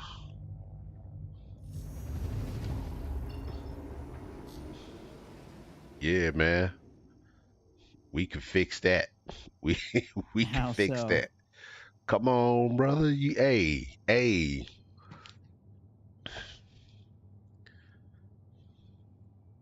Same way. Scratch my back, I scratch yours. Oh no, no, you ain't, dude. That's like a fucking $60-$70 game, bro. I'm not gonna. It's different if it's like, if I send you like a $30-$40 game or something, but not like a $70 game. Let me see how much it is. Hold on, 'cause I am curious. Because if it's cheap right now, I'll just buy it. Oh, dude, Sam Fisher's in fucking Wildlands, bro. Yeah. Yeah. So it's Colonel Mitchell, the Who's Mitchell? original Ghost. Oh, From really? yeah, he was the first Ghost. Ah. Yeah, he Oh. Captain Mitchell. He was Lieutenant Mitchell in the first Ghost Recon, Bro. and then in he became Captain Mitchell in Ghost Recon Advanced Warfighter. Wait. That was my favorite. Breakpoint is 80% off right now. See? Come on, brother. Damn, dude. All right, I'm buying it right now. Hold on. See? I was like, damn, I'm not spending $60 for this. It's like I already played it. But I'll pay $12. That's fine. Hell yeah, man. Steam sales are great, dude. I love them. I love them. I bought so many games based off of Steam sales, and I was like, "This the only way I'll play them once they go on sale." And I was like that shark game. What was it called? Maneater? Maneater. Yeah, I was like, That I'm was not paying full price for that. But when it that went was on a sale, decent game for what it I was, got it. though. It was fun. It is fun. It's super simple, but Excuse me. Yeah, it is fun. I played through it twice. I got it for the Steam Deck. I figured that would be a nice game to play yeah. on my Steam Deck. Yeah.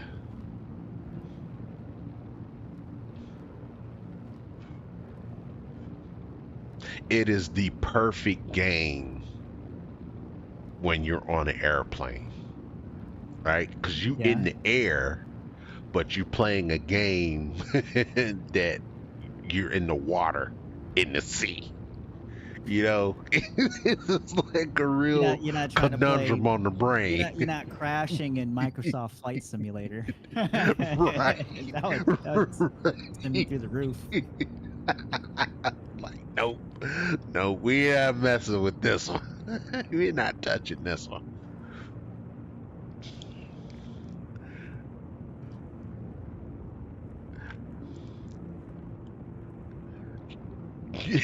Playing Microsoft Simulator on board an airplane, that's trippy.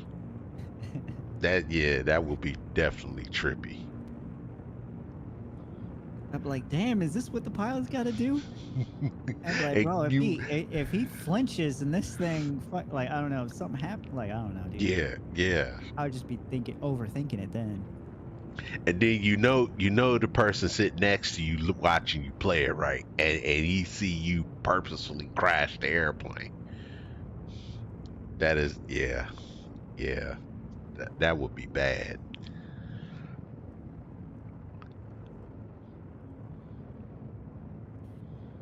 Back in 10 minutes, gentlemen. Back in 10 minutes. All right, stalling. Hell yeah! I bought the one with all the DLC too. It was like $5 more for that one. Can't beat that. Yeah. Matter of fact, I'm streaming Breakpoint tonight. Ooh, I'll join you. See what I'm talking about? Oh, Tribunu left. Is that what he was trying to say? Yeah. He said something and I totally didn't hear him. Yeah, I didn't catch him either. Damn. He said bye. We were fucking assholes. We were rude. See you later, Tribunal. Talk with you later, man.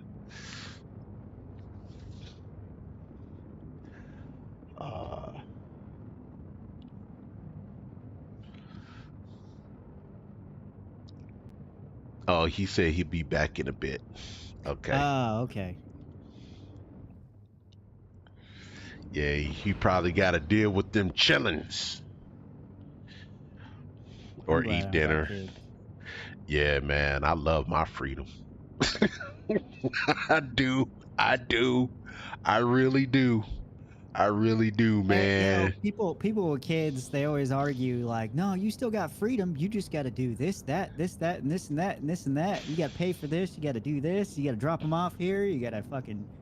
It's like, no, Mm-mm. I might still have freedom, but the amount of shit you got to do to get there is Yeah. ridiculous. Yeah. And no, you don't have freedom. Those that's your bundle of joy, but all of your responsibility and your time It's a full goes to time your job, children. dude. It is. It is. And you're about to die, by the way. You got 0% thirst. Oh, never mind. Oh shit. See, this is the issue with streaming. You have like a crazy ass delay, and from what I'm seeing is different from what you see now. Never mind.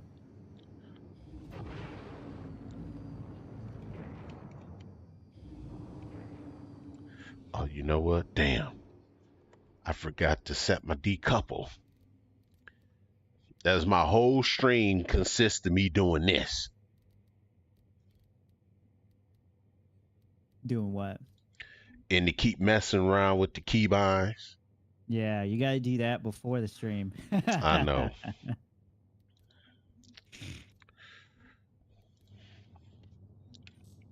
Okay.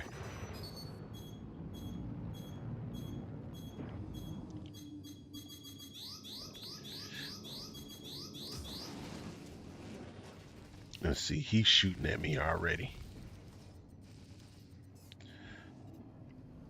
Mm-mm. Mm-mm. Mm-mm. Yeah.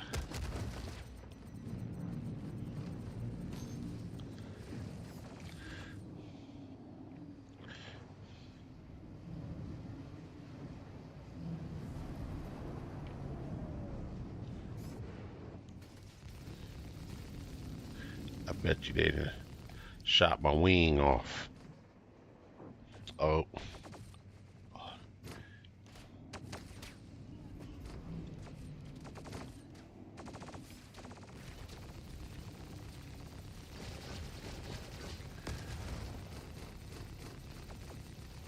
Seeing these dudes.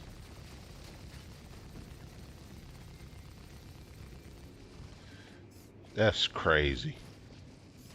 I'm just laying into this dude.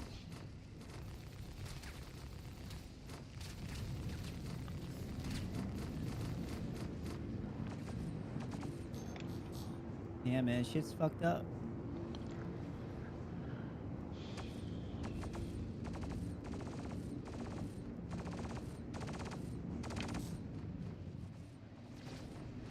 Yeah, I like Breakpoint because it's got some heft to it. You know, Yes. it's got more of a danger factor. You know, Yes, it does. You gotta really scout. You know, use your binoculars. Fucking spend some time. Looking at the outpost you're looking at and figure shit out. Come up with a Yeah. plan. Absolutely. And you have other enemies in the game other than humans that are just as deadly. Oh, dude, the drones, man. Yep. They were annoying as shit, but still, like, I would rather have the danger factor, you know, rather than. Yeah, in Wildlands, dude, you accept a mission. It doesn't matter what the fuck you do. You can go in there guns blazing, and you'd be fine. Yep. You know, doesn't matter what you do. You could role play a little bit, but it's like knowing that you can just walk right in there and fucking walk out. It's Yeah. Yeah, don't you really can want to, manhandle everything in there. Come on. Why my doggone Alt K? Maybe. Golly. I'm not even.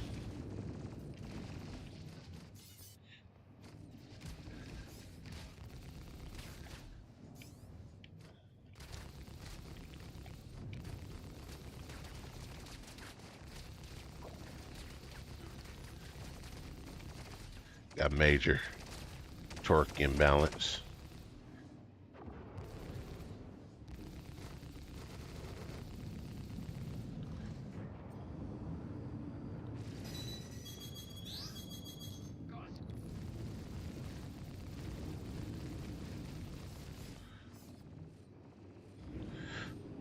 Yeah, this.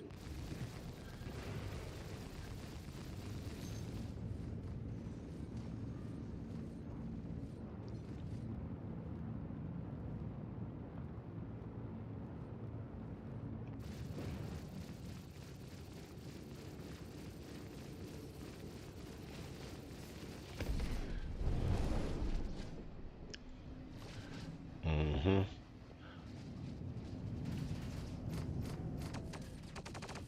I'm a.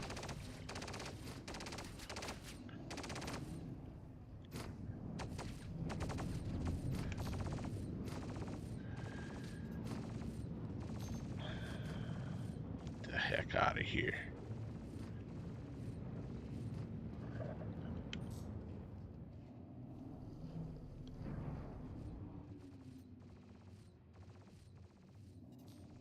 Yeah.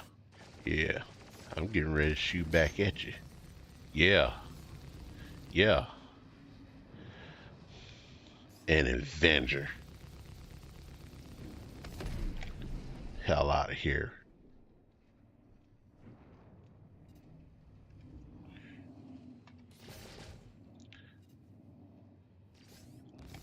Oh, yeah, yeah, yeah, yeah. You about to get it too.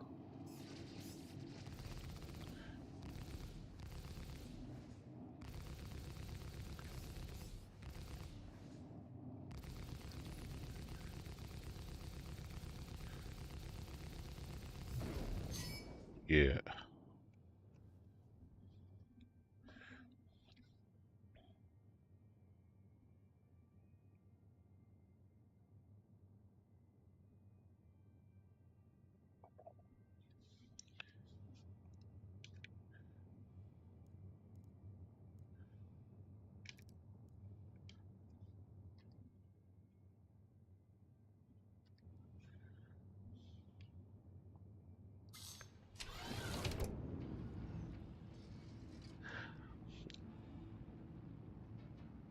Yeah, I don't understand. Like, you getting shot up and all your doors to your ship just open. That don't make sense. Yeah, I think that's gonna be that's like a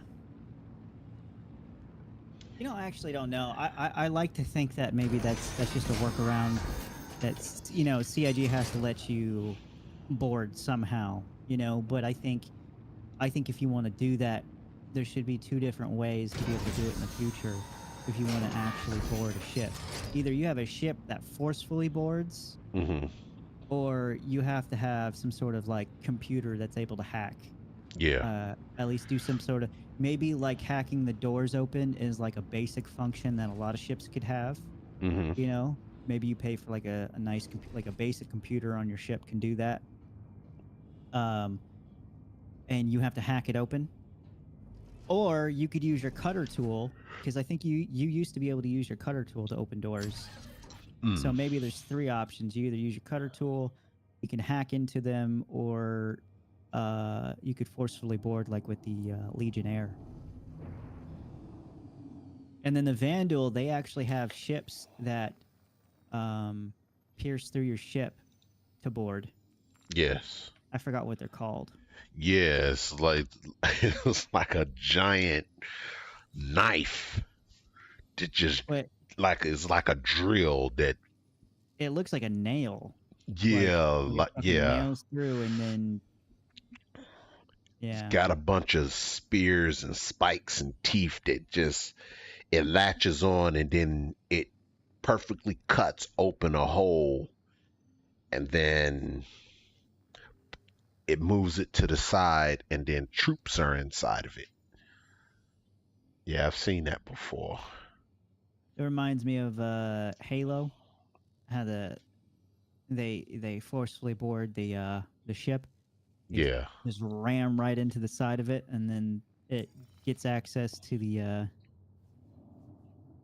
room inside with the jump seats.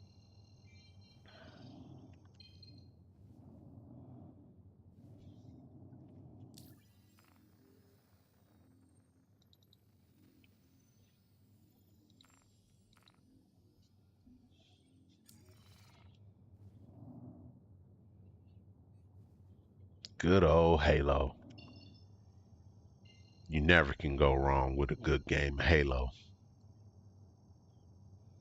They did a good job on the remasters of it too. Yeah.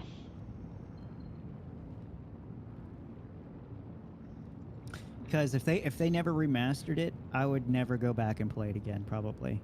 Hmm. It's just too old at this point for me to have interest in it. But I'll go back and play the remaster now, though. Wouldn't mind doing that.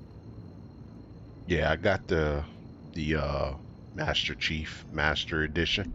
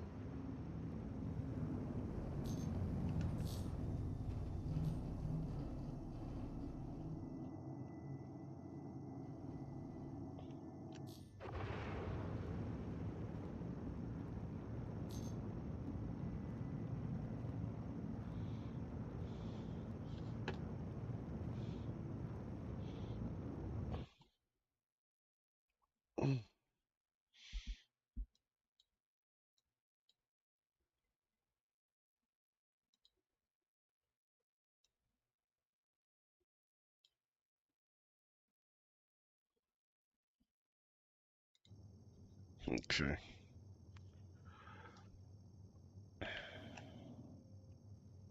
I'm loving this Stream Deck, man. This thing is genius.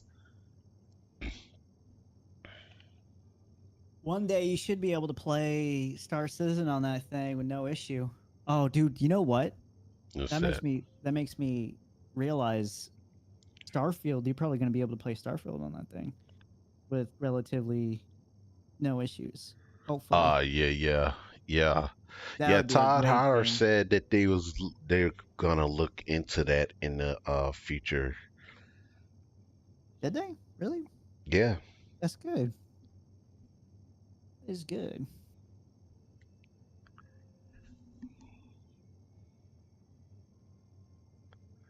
I saw a video by I think his name is 10 pound 42. Hmm. The guy who he does hardware reviews for Star Citizen, like what Yeah. kind of computer you would need to play that kind of thing. He Hmm. looked up the minimum specs that CIG put out for Star Citizen, and Hmm. he went and he built a computer with those like minimum specs. He gets like 2 FPS out of it. It's completely unplayable. Mm. It's like the hardware they have on there is like a fucking more than it's like a decade old. It's like shit people can't even use anymore. And yeah, his whole point was like it's absolutely absurd.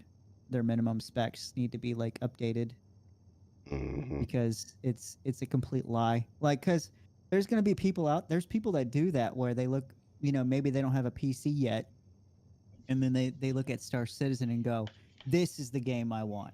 This is the one game. If I'm gonna get a PC, I need to make sure my PC plays this because this is what I Hmm. want to play mostly of." And they Right. look at the minimum specs and be like, "Okay, I can afford that PC because it's like 300, $400, right?" And Yeah. so they go get all the get all the parts, either put it together. They have someone at like Micro Center put it together, go pick it up, and then they come home and they try to play it. They can't even play it Imagine being in that situation. I Yeah. would be fucking furious. Yep. I'd be like, dude, I just wasted my money on this. Yeah, man. When I saw him actually trying to play it using those minimum specs, I was actually kind of pissed off too. I was like, what the fuck? Hmm. Like for anybody that, because that's probably something I would do if I didn't know anything about PCs and I was gonna build my first PC, and I knew that I needed something that could play Star Citizen. I would look at the minimum specs. That was I would pretty much the position I was in. I'd go a little bit above the specs just because that's how I think, you know. But even then, if you go even just a little bit newer stuff, components than what they suggest, it still wouldn't be good enough. The bar is that low. Yeah.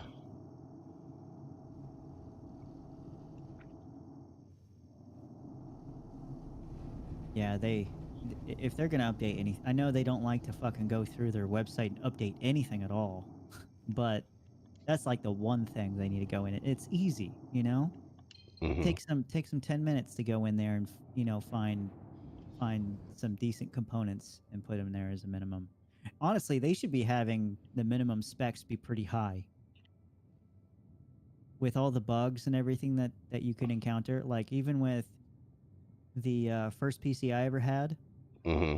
it was a decent PC, a very decent PC.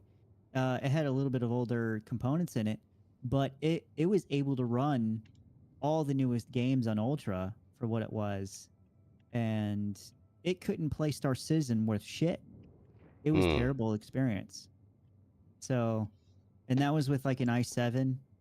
That was with an i7, probably like a 4 or 5 year old i7, and then a what did I have? I had a 1660 Ti, Hmm. and then I had, how much RAM did I have? I think I had 16 gigabytes of RAM, and that was a terrible experience. I couldn't play that much. And when I did play it, I had to really, really look past all the issues I was having. Mm.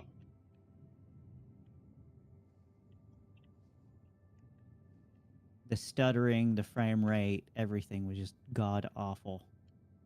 And that's what forced me to build the computer that I have now.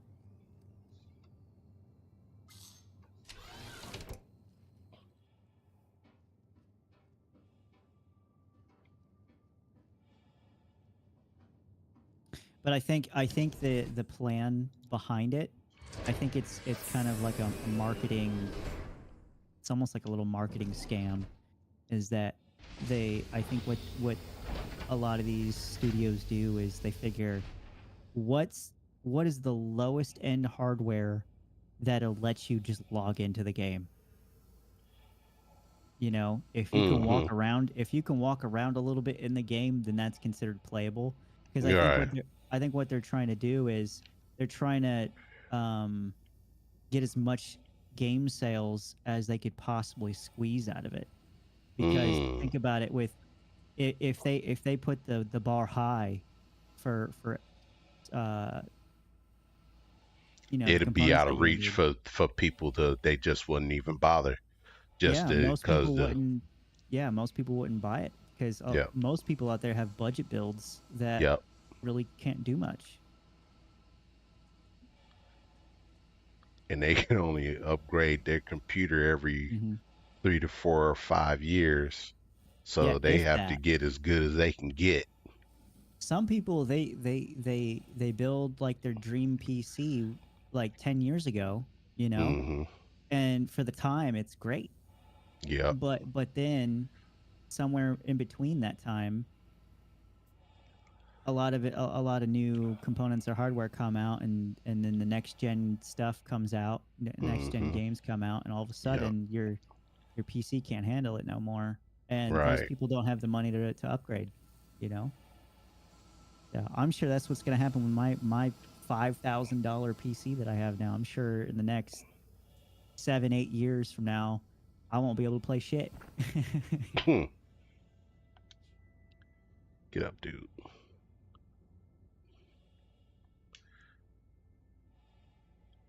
But the good thing is, hopefully, you would only need to upgrade 1 or 2 things instead of building a whole new PC. Yeah. Like, the RAM should be perfectly fine in the next 10 years. But CPU and maybe GPU probably be the only thing you have to upgrade, and yeah. the power And you could do supply. one or the other, you know, and wait a little bit. You could probably do the GPU and be fine with the CPU for a little bit. Yep. And then maybe a year or 2 later, you upgrade the CPU, and then a year or 2 later, upgrade the RAM. Mm-hmm.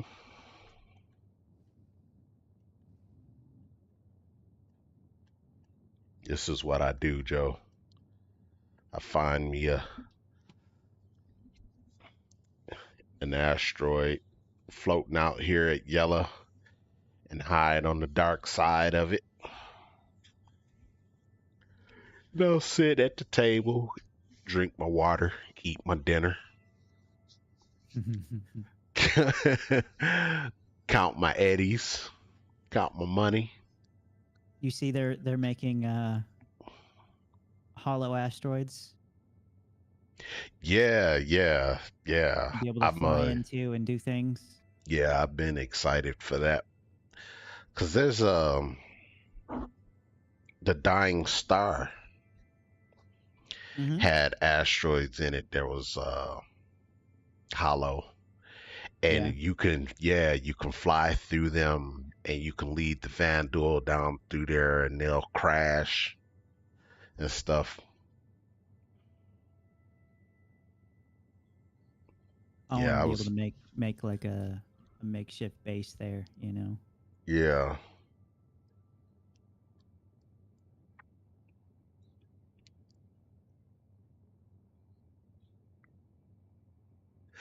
There were earlier here at Yella, if I remember correctly, there were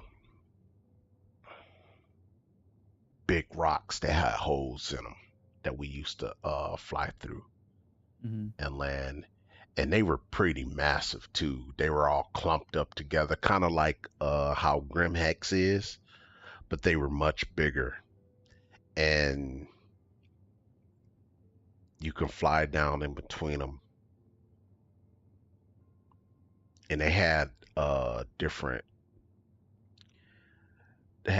items that you can find. There was floating cargo boxes and stuff. And there was a mission where you can go and rescue the constellation, the down constellation, and then the Vandal will fly in or pirates will fly in. I think it was Vandal ships that will fly in and attack the downed constellation, and you have to navigate down through the different rocks and stuff and get down in there and dog fight and protect the constellation.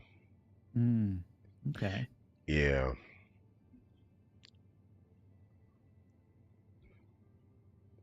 Yeah, that was right here at Yellow. They don't have that anymore. Yeah, I definitely want them to bring that back. Bringing in different asteroid sizes where they have places where you can fly around and navigate through and go somewhere to hide. That's what I like to do. One of the developers at the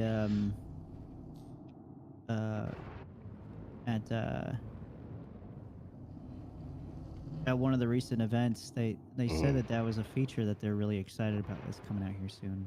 Yeah. Sooner rather than later. So yeah. Yeah, I definitely like that. I like staging my ship out somewhere,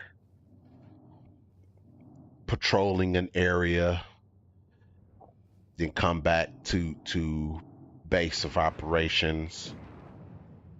Just like you said earlier, being able to live in your ship you know, and you got your crew, talk to your crew, set up a game plan.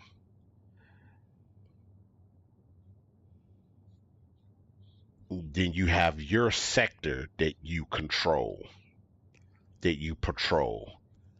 And then, you could be like with people who like to mine or trade anything, you can get along those trade routes, get into these asteroids or within these rock clusters, and you can secure the lane. It's like, yeah, Yeah. but then, well, to pass by me, I'm the checkpoint. You know what I'm Mhm. saying? To pass by me safely, you gotta, pay something off the top. You know, I'm the toll booth. You know, you just can't fly past me without. Hey, you gotta hit my hand with something. Come on, Mhm. 'cause I'm not out here for free. I agree, So man. It's survival, you know. yeah, So yeah. it's not even about being an asshole. It's the fact that it's your livelihood that's on stake Mhm. here, you know. Mhm. So Mhm. depending in your, if you're out in the middle of space, and you're the only one in this system or something like that, and Mhm. you ain't got shit, you're surviving in that system alone, with your crew. Some explorer passes along, you'll be like, hey, what's up, man? Yeah, right. Right. You're in my territory, buddy. You know, listen, you're gonna have to, if you want access to the system or to the jump gate, you know, you're gonna need to pay the toll. Right. Either that, or you're gonna have to do something for me. Right. Right. Go mine a little bit. Give me some resources, something. Yep. Serve as a crew member for a Mhm. couple days. Mhm. Mhm. Hey, I see you're coming in with a Carrack or something. That ship's got great scanning. Uh, if you run a patrol, if you run along this patrol route a couple times, I'll give you access. Yeah. Give me the data that you sent. Transmit the data that you find, and I'll let you go. Mhm. Mhm. Something like that. Strike a deal. Yep. Yeah, I'm kind of scared that it's going to be really hard to be able to find a crew or being able to get enough people to crew a ship, because you're going to want people that you've worked with before. You're not going to want to just do random people, That's a and fact. uh I don't think it's really going to end well if you hire a bunch of random people, you No, it know. won't. It won't. And that's that was the writing that I saw on the wall. And I so don't want to that's log in and send a message or put like an event out yeah, and no, that ain't nobody gonna can fly. make it that day, like, hey, like, we have an outpost that needs to be maintained, ever so Mhm. often. So it's Mhm. like, okay, I need some people here this day at this time to Yeah. do this, that, and that, right? Yeah. And no one's available. Well, what's going to happen? Right. You know, I can And go see, in there myself, but I'm not enough for whatever yeah. job that is, Yeah. and then I could get NPCs, but the NPCs only do so much too, you know. Right. Yep. And that was the writing that I saw on the wall earlier on, and that's why I had built my ship collection the way I did, because I knew that I'm not gonna be able to crew a hammerhead, you Yeah. know.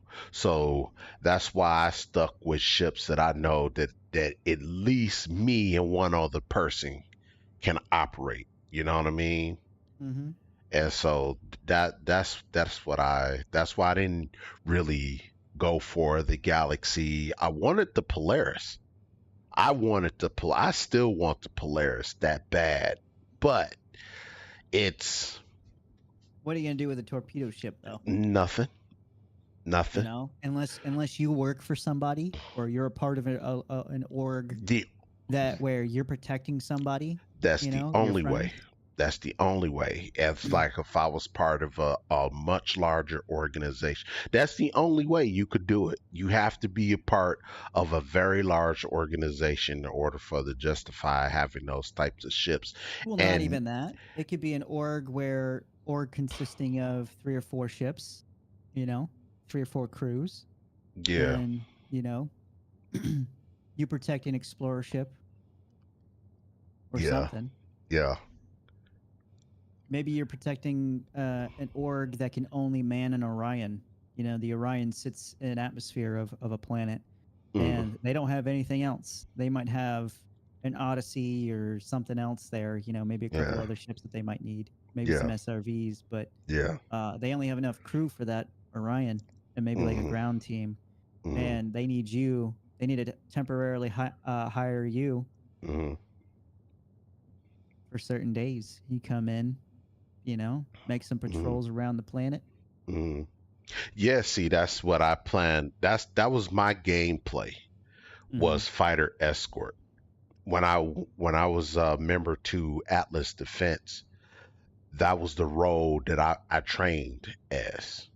Okay. And I liked that role because we used to train doing convoy and escort and things of that nature, and we had various different scenarios that we came up with, and I was always the fighter guy, the because I was really good in Arena Commander, Hmm. and they was like, well, whole armor, you got the fighting skills, so we're gonna need you to protect us. And that was really fun, and I like that. So that's why I built my ship collection to help me facilitate that role going forward, you Hmm. know. And then I too felt that I'm not going to be able to crew any ship larger than a constellation because I'm not never in any organizations with more than 30, 40 people. Because the rule of thumb in a org, in order for you to have a good like 10 people, good steady 10 people on a regular basis that's playing the game, you have to have at least 100 people in your org. If you have 20 stable people that's playing the game, you have to have at least 200 people in your organization. So I didn't like that. I We like to don't know if have that's how it's going to be, though, because CIG doesn't even know how it's going to be at that point. Like, they're working on fucking salvage munching right now, mm, and they don't know how that's going to be, and they're working mm, on it right now. mm, They mm, don't know how something's going to be at all, even when they're working on it. So they're not even close to getting. This is where the balancing is going to have to come in.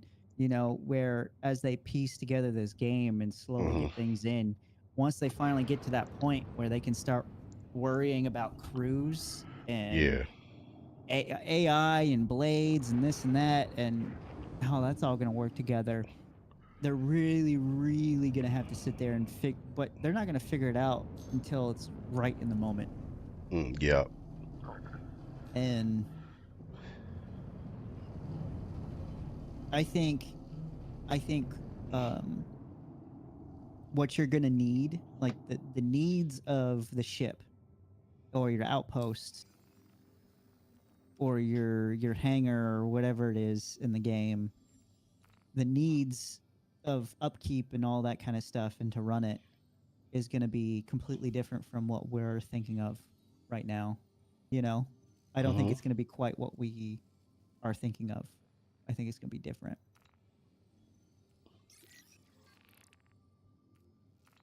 Yeah, I'm sure. But I'm prepared either way, though. Oh yeah, yeah. I'm Yeah, still going yeah. to be there, man, and um it'll just it's interesting to see in the whole process. Long as I can get my hands on a cutter, I'm good. For I'm now. good. I'm good to For go. now. You know. You're gonna need something else later after that cutter. Yeah, but I'm willing to grind up to that though. Mm-hmm. I want to grind to my Corsair. I Yeah. want to own, I want to, just like we was talking about earlier, I want to be able to earn my flight merits. Mm. I want to be able to find my crew or my blades or shards or whatever um you call them. Yeah. I want to be able to walk up to players in the game if they will learn how to slow down and stop running all over the place. But I understand why they do that now because they have no idea how long they're gonna be in the game. So they trying to hurry up and get where they going. But when you get to the game where the stage we can actually talk to players and say, hey, I want to hire you. Can I hire you for a job as a crew member on board my ship? You know, we That's get to that stage, then I want to be able to do that. I want to work my way up to my Constellation. I want to work my way up to my Corsair and whichever multi cruise ship. I want to earn that progression. yeah. They have to make for it to be easy to um have a crew or even just talk to random people and to be able to hire them like on the Mm, spot or however it is, they're gonna have to have a whole UI system based off of reputation, and like they have that star rating system where yeah, every you personally, you're gonna have your own rating based off of what other people give you yeah, and your success rate in whatever you want to do in the game. hmm, And it's going to be, think about like Uber, right? You can see their rating that other people have given them, how many yeah, trips they've done, that kind of thing. And you're going to be able to see people's qualifications in the game. um, that way you can determine whether they're actually capable of doing that job or not. yeah, And you're going to be able to see, I'm sure there's going to be some sort of description that people can put in there, and it's going to have to be able to link to this universal system that everybody has access to. And um, people are going to have to be able to, probably, whoever's in the server, they're going to be able to see the names and click on them, and then they're going to be separated by the jobs. It's much like the guide system. I kind of think of it as like the guide system. I don't know if you've seen that on the RSI website or Spectrum, where you select um, the game loops that you need help in, hmm, whether that's one game loop or all of them, yeah, which I think there's like 11.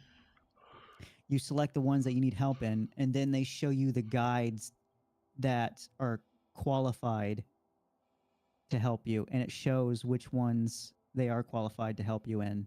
They're like highlighted, and then you pick the guide.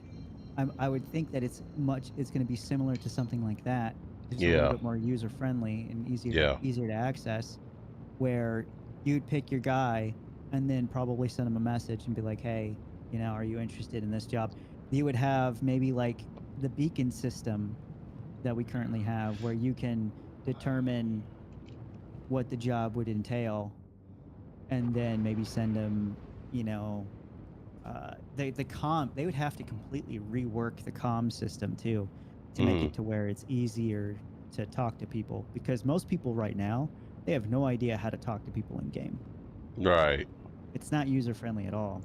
You know, So they need to be able to make it almost as good as Discord for people to actually use it yeah, in game. And yeah, and then they need all the org tools that integrate all the, because the orgs are going to need their own system, where people can shop for orgs and their specialties. So There's a lot they gotta fucking do. Yeah, man.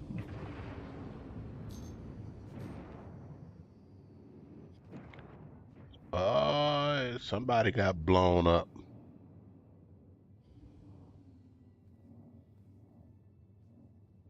They just got blown up. They parts are falling to the ground just as I get here. Poor fella. Looked like a Super Hornet. Well, that was their big mistake, flying a Super Hornet. Look like we got some other ships here too. That looks like a reclaimer. And that over there looks like a reclaimer.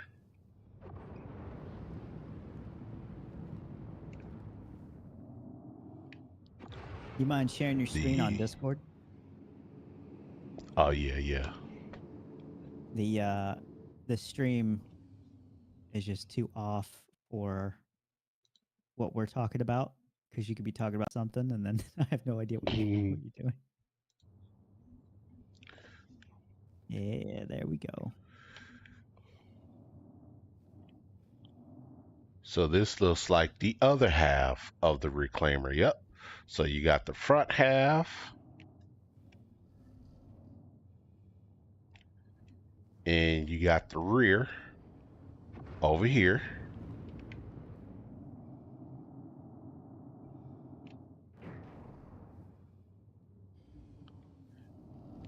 And then there's pieces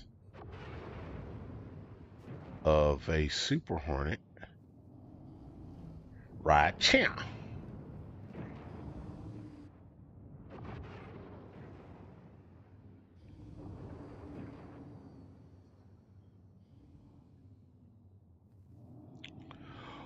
Or this could have been a bounty hunting mission where whoever was over here blowed up all the ships and all the parts fell to the planet's surface. Because we have a oh, excuse me. Bless you. Thank you. We have a Cutlass Black here. Let's go ahead and set the old girl down. Get a better look. We got a 325A over there as well.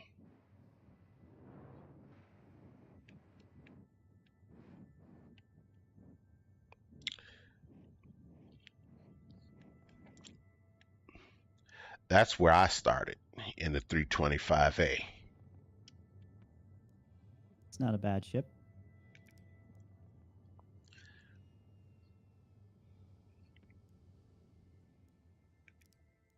The real 325A, not this. The original model. Yeah. What was the difference in the original model to what we got now? It was more rugged looking. Was it? Yeah, it was way more rugged. It didn't. They were going for the luxury, but it didn't have it at all.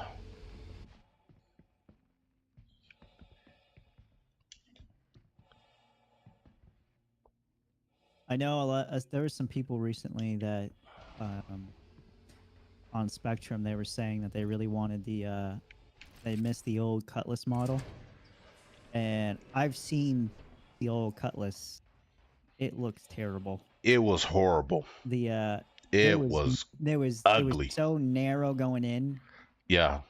And it had the drop down stairs or whatever Yep. it was in the middle, and then you had to turn around and like it looked. I was like, why would you miss that? Yeah, it was ugly. The first Cutlass was so bad. Nope, it didn't. You could tell they had no idea how to make ships back then, just based off of how bad of a interior that was. Yep.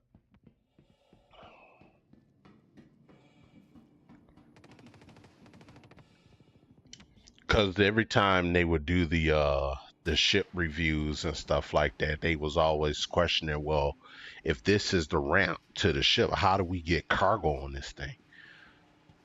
Because the ramp was so thin. Yeah. Yeah, I'm much more happy with what we got right now. Huge improvement.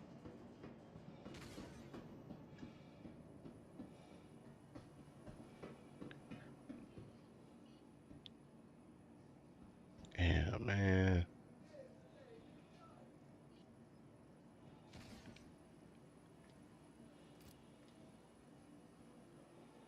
Breakpoint's almost done downloading. I'm gonna finish up this mission here.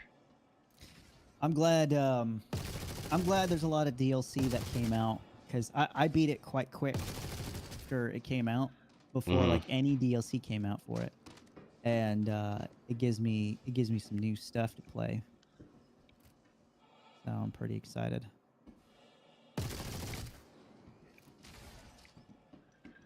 I tried using a controller with Wildlands earlier today, and it wasn't having it.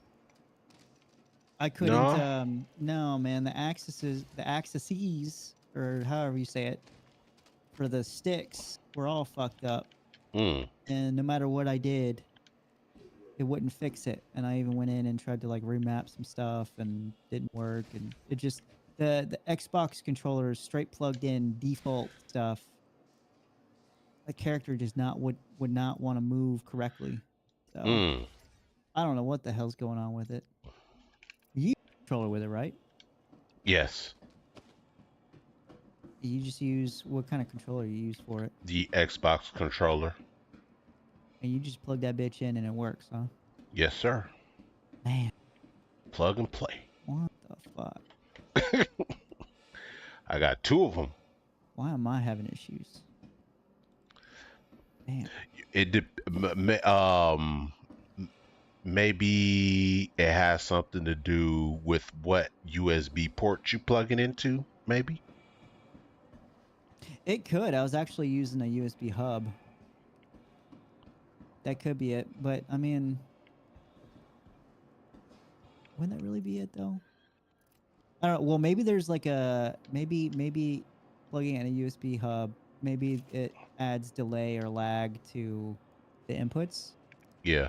Maybe some inputs just don't get translated very well or something like that.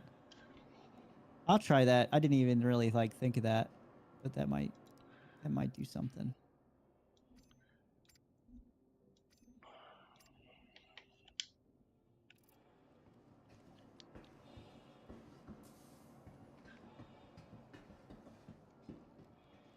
I got so much shit plugged into my PC that I have like You don't have Dude. enough room. Bro, I have like, I think altogether I have like 8 or 9 USB ports on that bitch. All of them are taken up. All of them. I have my Go XLR. I have a Stream Deck. I have a Tobii Eye Tracker. I have mouse, keyboard. I have my drawing pad. I have my camera that I use as a webcam. I have my what else? Damn. I have oh yeah, I have my key light that I use. I'm sure I got that. That's 8 things right there. Oh yeah, I have the things that I use for my sticks for SE. So that's 2 right there. So that's 10 ports that I need. And then shit, I don't know, man. I have to plug things in and unplug it. Yep. What about your USB ports in the front of the tower? That's all. Those are taken up too? Yep. Wow. I was talking about those too. Yep. Okay. So yeah. Well, yeah, that's gonna be your life. That's your story. That's the Unplug game, shit man. and yep.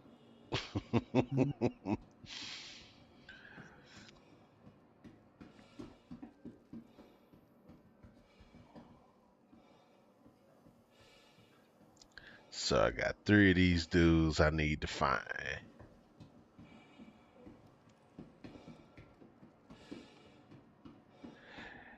Yeah, I liked Wildlands when it came out, and I came to the same conclusion you did. They began to be easy because the AI is smart, but not that smart. They're very predictable, and they're very easy to kill.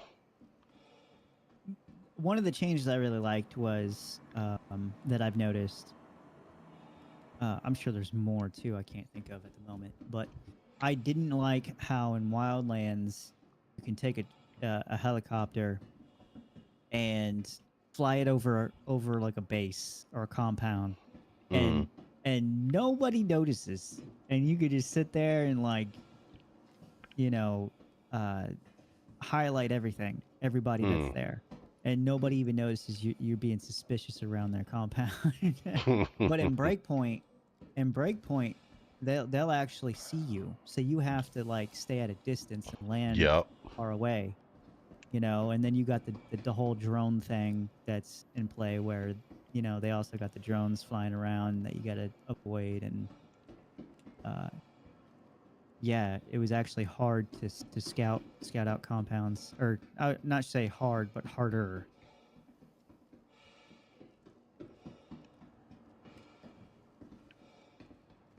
But the thing about Wildlands though, like what me and you did the other day, Hmm. that made up for it. Like if you play with Mm, actual real people and you hmm. strategize with them, that's a lot. I mean, that makes it worth it. Hmm. Hmm. I agree. And yeah, and especially playing the game with somebody who's willing to do that. Yeah, because I was going I was doing this mission where I had to I chose to come and infiltrate from the dock, and then there's these underground sewage tunnels that you go in to infiltrate this place. And I was thinking to myself, man, if I only had like another person with me, one person can attack the generator and the power, the lights and all that Mm, stuff from outside, as me or another team can go in from infiltrate from the inside, you know. Like one team can provide overwatch, the other team can infiltrate. hmm.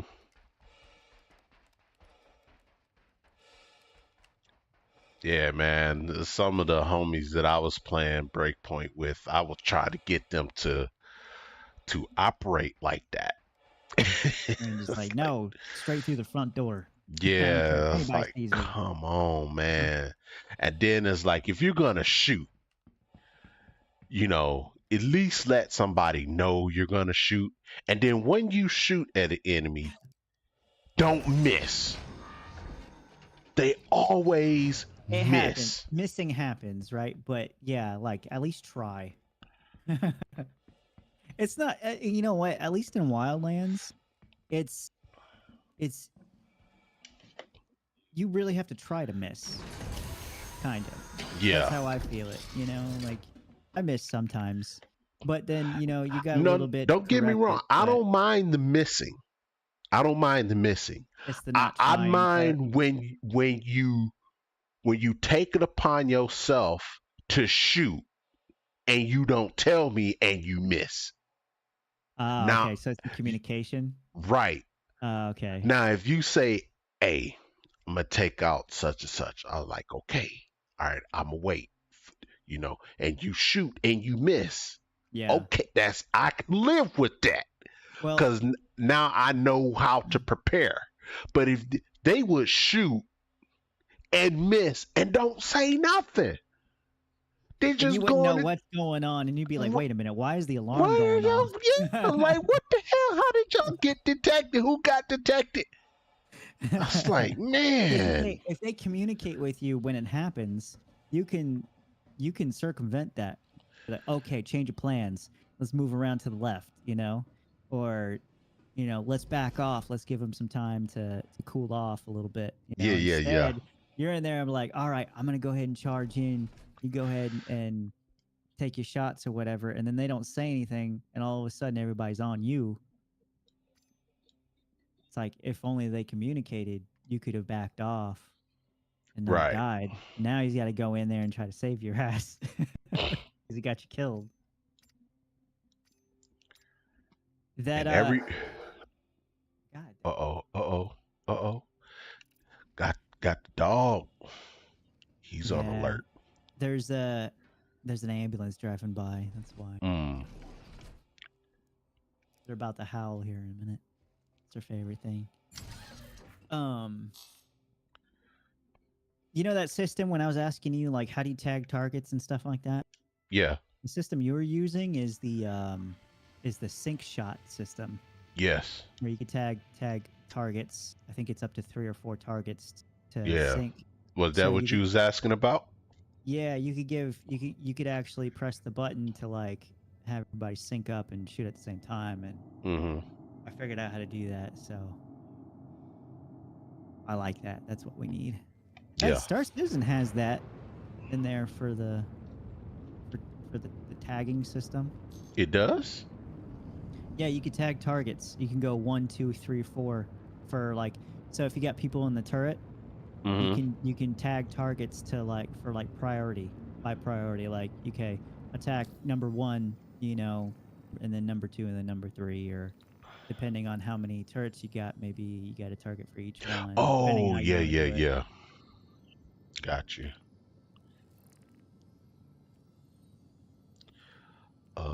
Abandon this. Didn't get that money. NPCs did not fully spawn in, or they never made out of the spawn closets. Yep. Well, I'm gonna go ahead and plot my route to Arcourt, park my ship, and we can get into some breakpoint. Yeah, man. Sounds good. I'm about 75% downloaded. Cool. They had a sale on all the past Alien games, Mm-hmm. so like Colonial Marines, and Aliens versus Predator. Mm. I think each one was like $2, and I bought them. I really like the Aliens versus Predator. That game was dope. I just hate the fact that it was short, though. I was like, man, I wanted more of this. Even I've never played Colonial Marines, and it didn't get that great of reviews or whatever. But it Nah. looks like a Halo ripoff when you look at it. That's why I'm excited to play it. It looks like it's like a cheap version of Halo almost. Hmm. So I'm kind of excited. I think I'm gonna stream it. Probably try to beat through the campaign as fast as I can.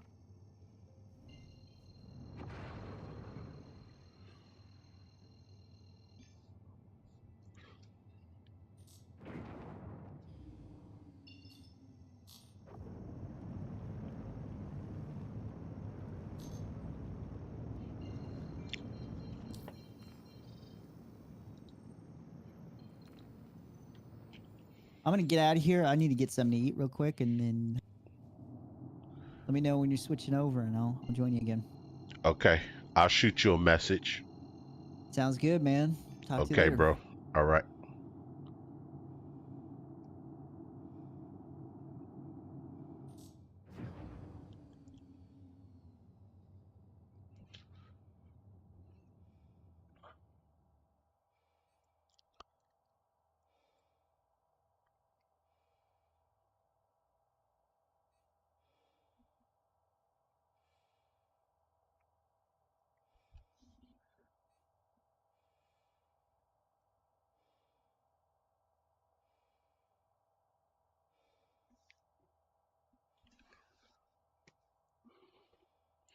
All right, all right.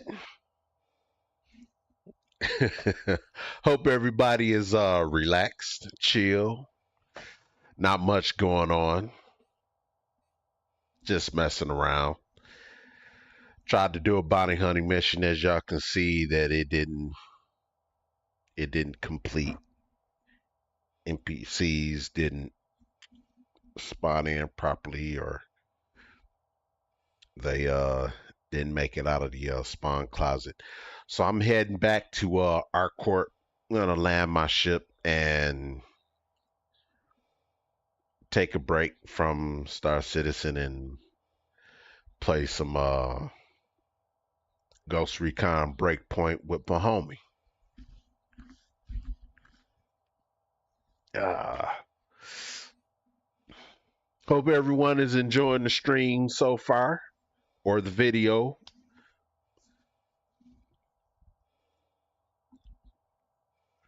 We at let's see how long I've been streaming. Oh, okay, yeah, it's about to be 3 hours and 4 minutes. That's a lot of time for not much of happening in the game. It takes just like you was saying earlier, it takes so much of preparation in the game. It takes a lot of your time, and then you're doing a lot of this quantum traveling from one planet to the next.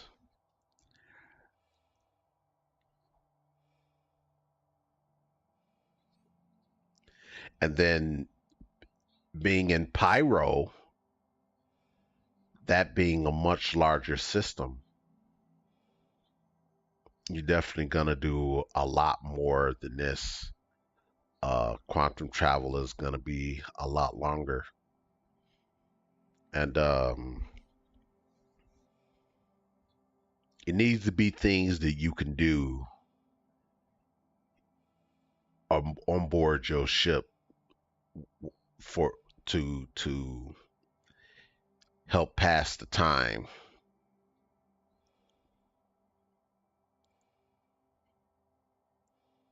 Like even being able to have like the star map on board some of the ships, where the captain and the crew could look at the star map and plan the next route, discuss these things, and really get immersed in the conversation.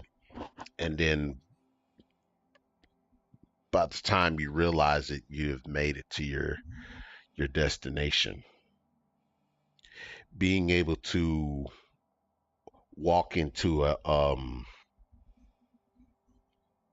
the mess hall or the galley to get a cup of coffee, something as simple as that,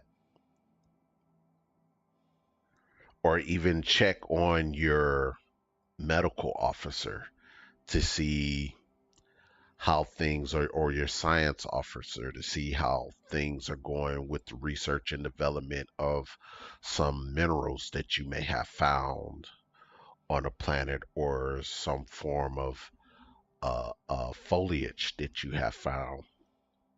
And then that goes horribly wrong and mutates into some damn creature and kill you kill all the crew, and you in the entire crew, you know. Us humans, we're always messing with shit. But yeah, it's just to be able to do something like that, to have something to pass the time.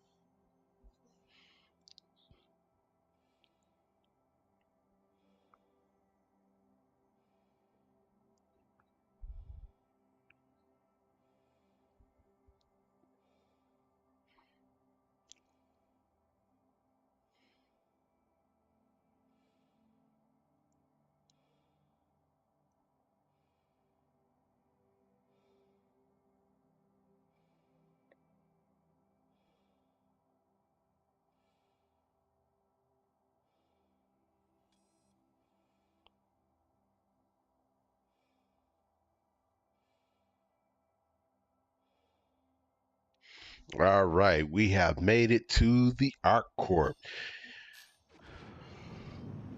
Travel over here to Area 18. That's my place of birth. That's my home.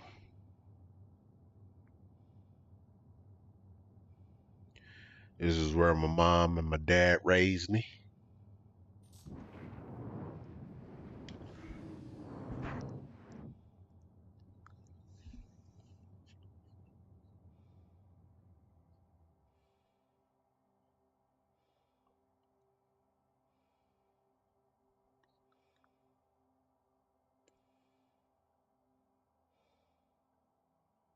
Hmm.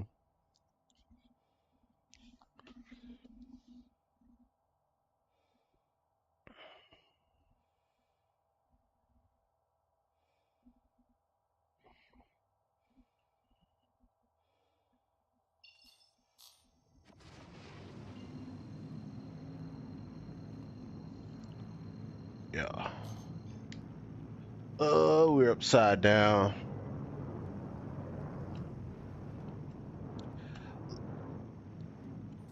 A lot of people have a hard time.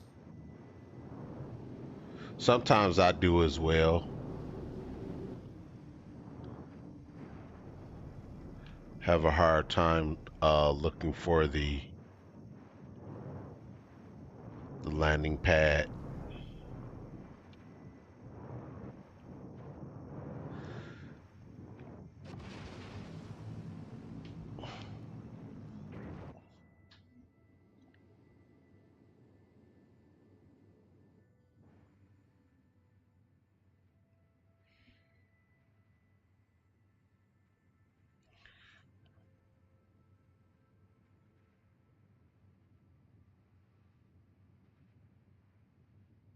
Is gonna be this right here. This the landing pad right over here.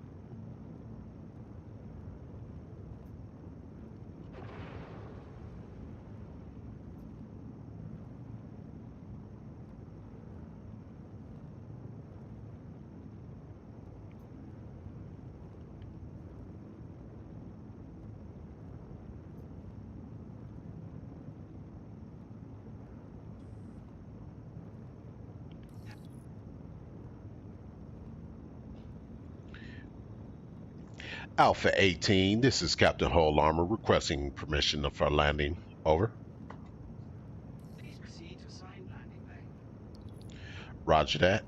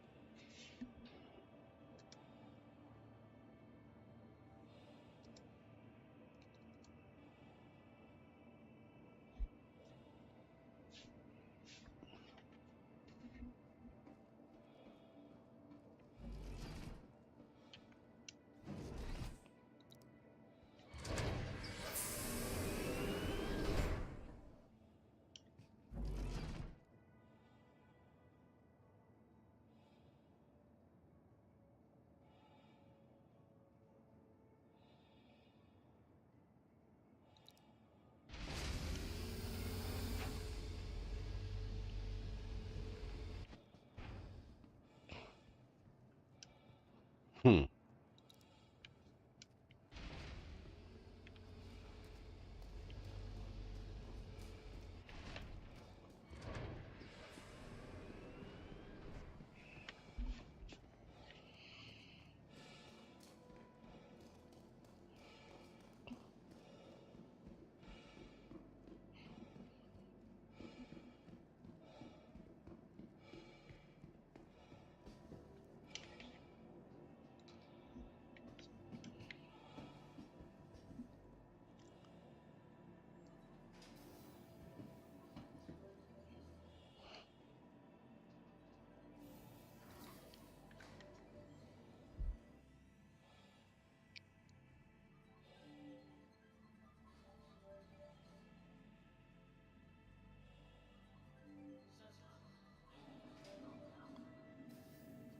Hello, and welcome to Riker Memorial Spaceport, servicing the greater Area 18 metropolitan area. Welcome We hope you to have the safe aSOC travels vehicle retrieval wherever system. your final destination may be.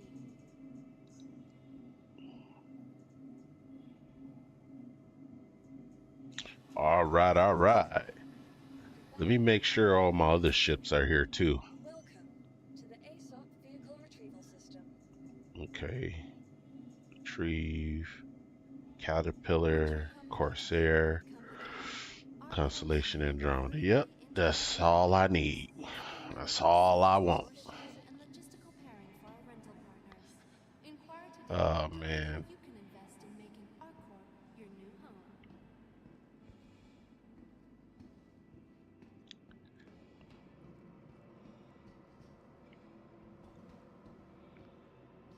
home. Okay. Well, everybody. Just figure I'd sit back and relax and hop into Star Citizen and mess around a little bit. Not do anything too extravagant, you know, do a few bounty hunting missions, do some pew pew, you know. Tried to do a bunker mission, but that didn't turn out very well. But that's all right. We'll probably hop back in here again and try again. Or I may even just wait for the new major patch to come out and see how that does. But anyway, appreciate you. Thank you for watching. Thank you for tuning in. Just trying to get my channel to grow. I'm new to this, but I'm learning as I go.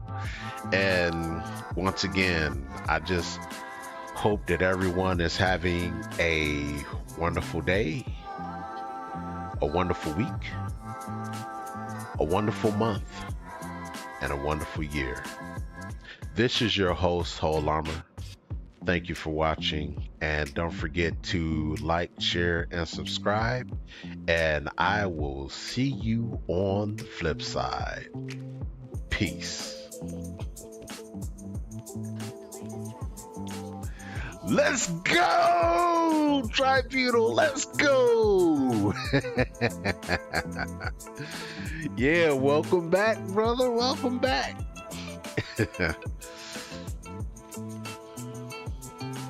All right, I gotta get out of here. I need to go get myself some refreshments, but stay tuned and come on back. We'll be doing this again. All right, later, everybody.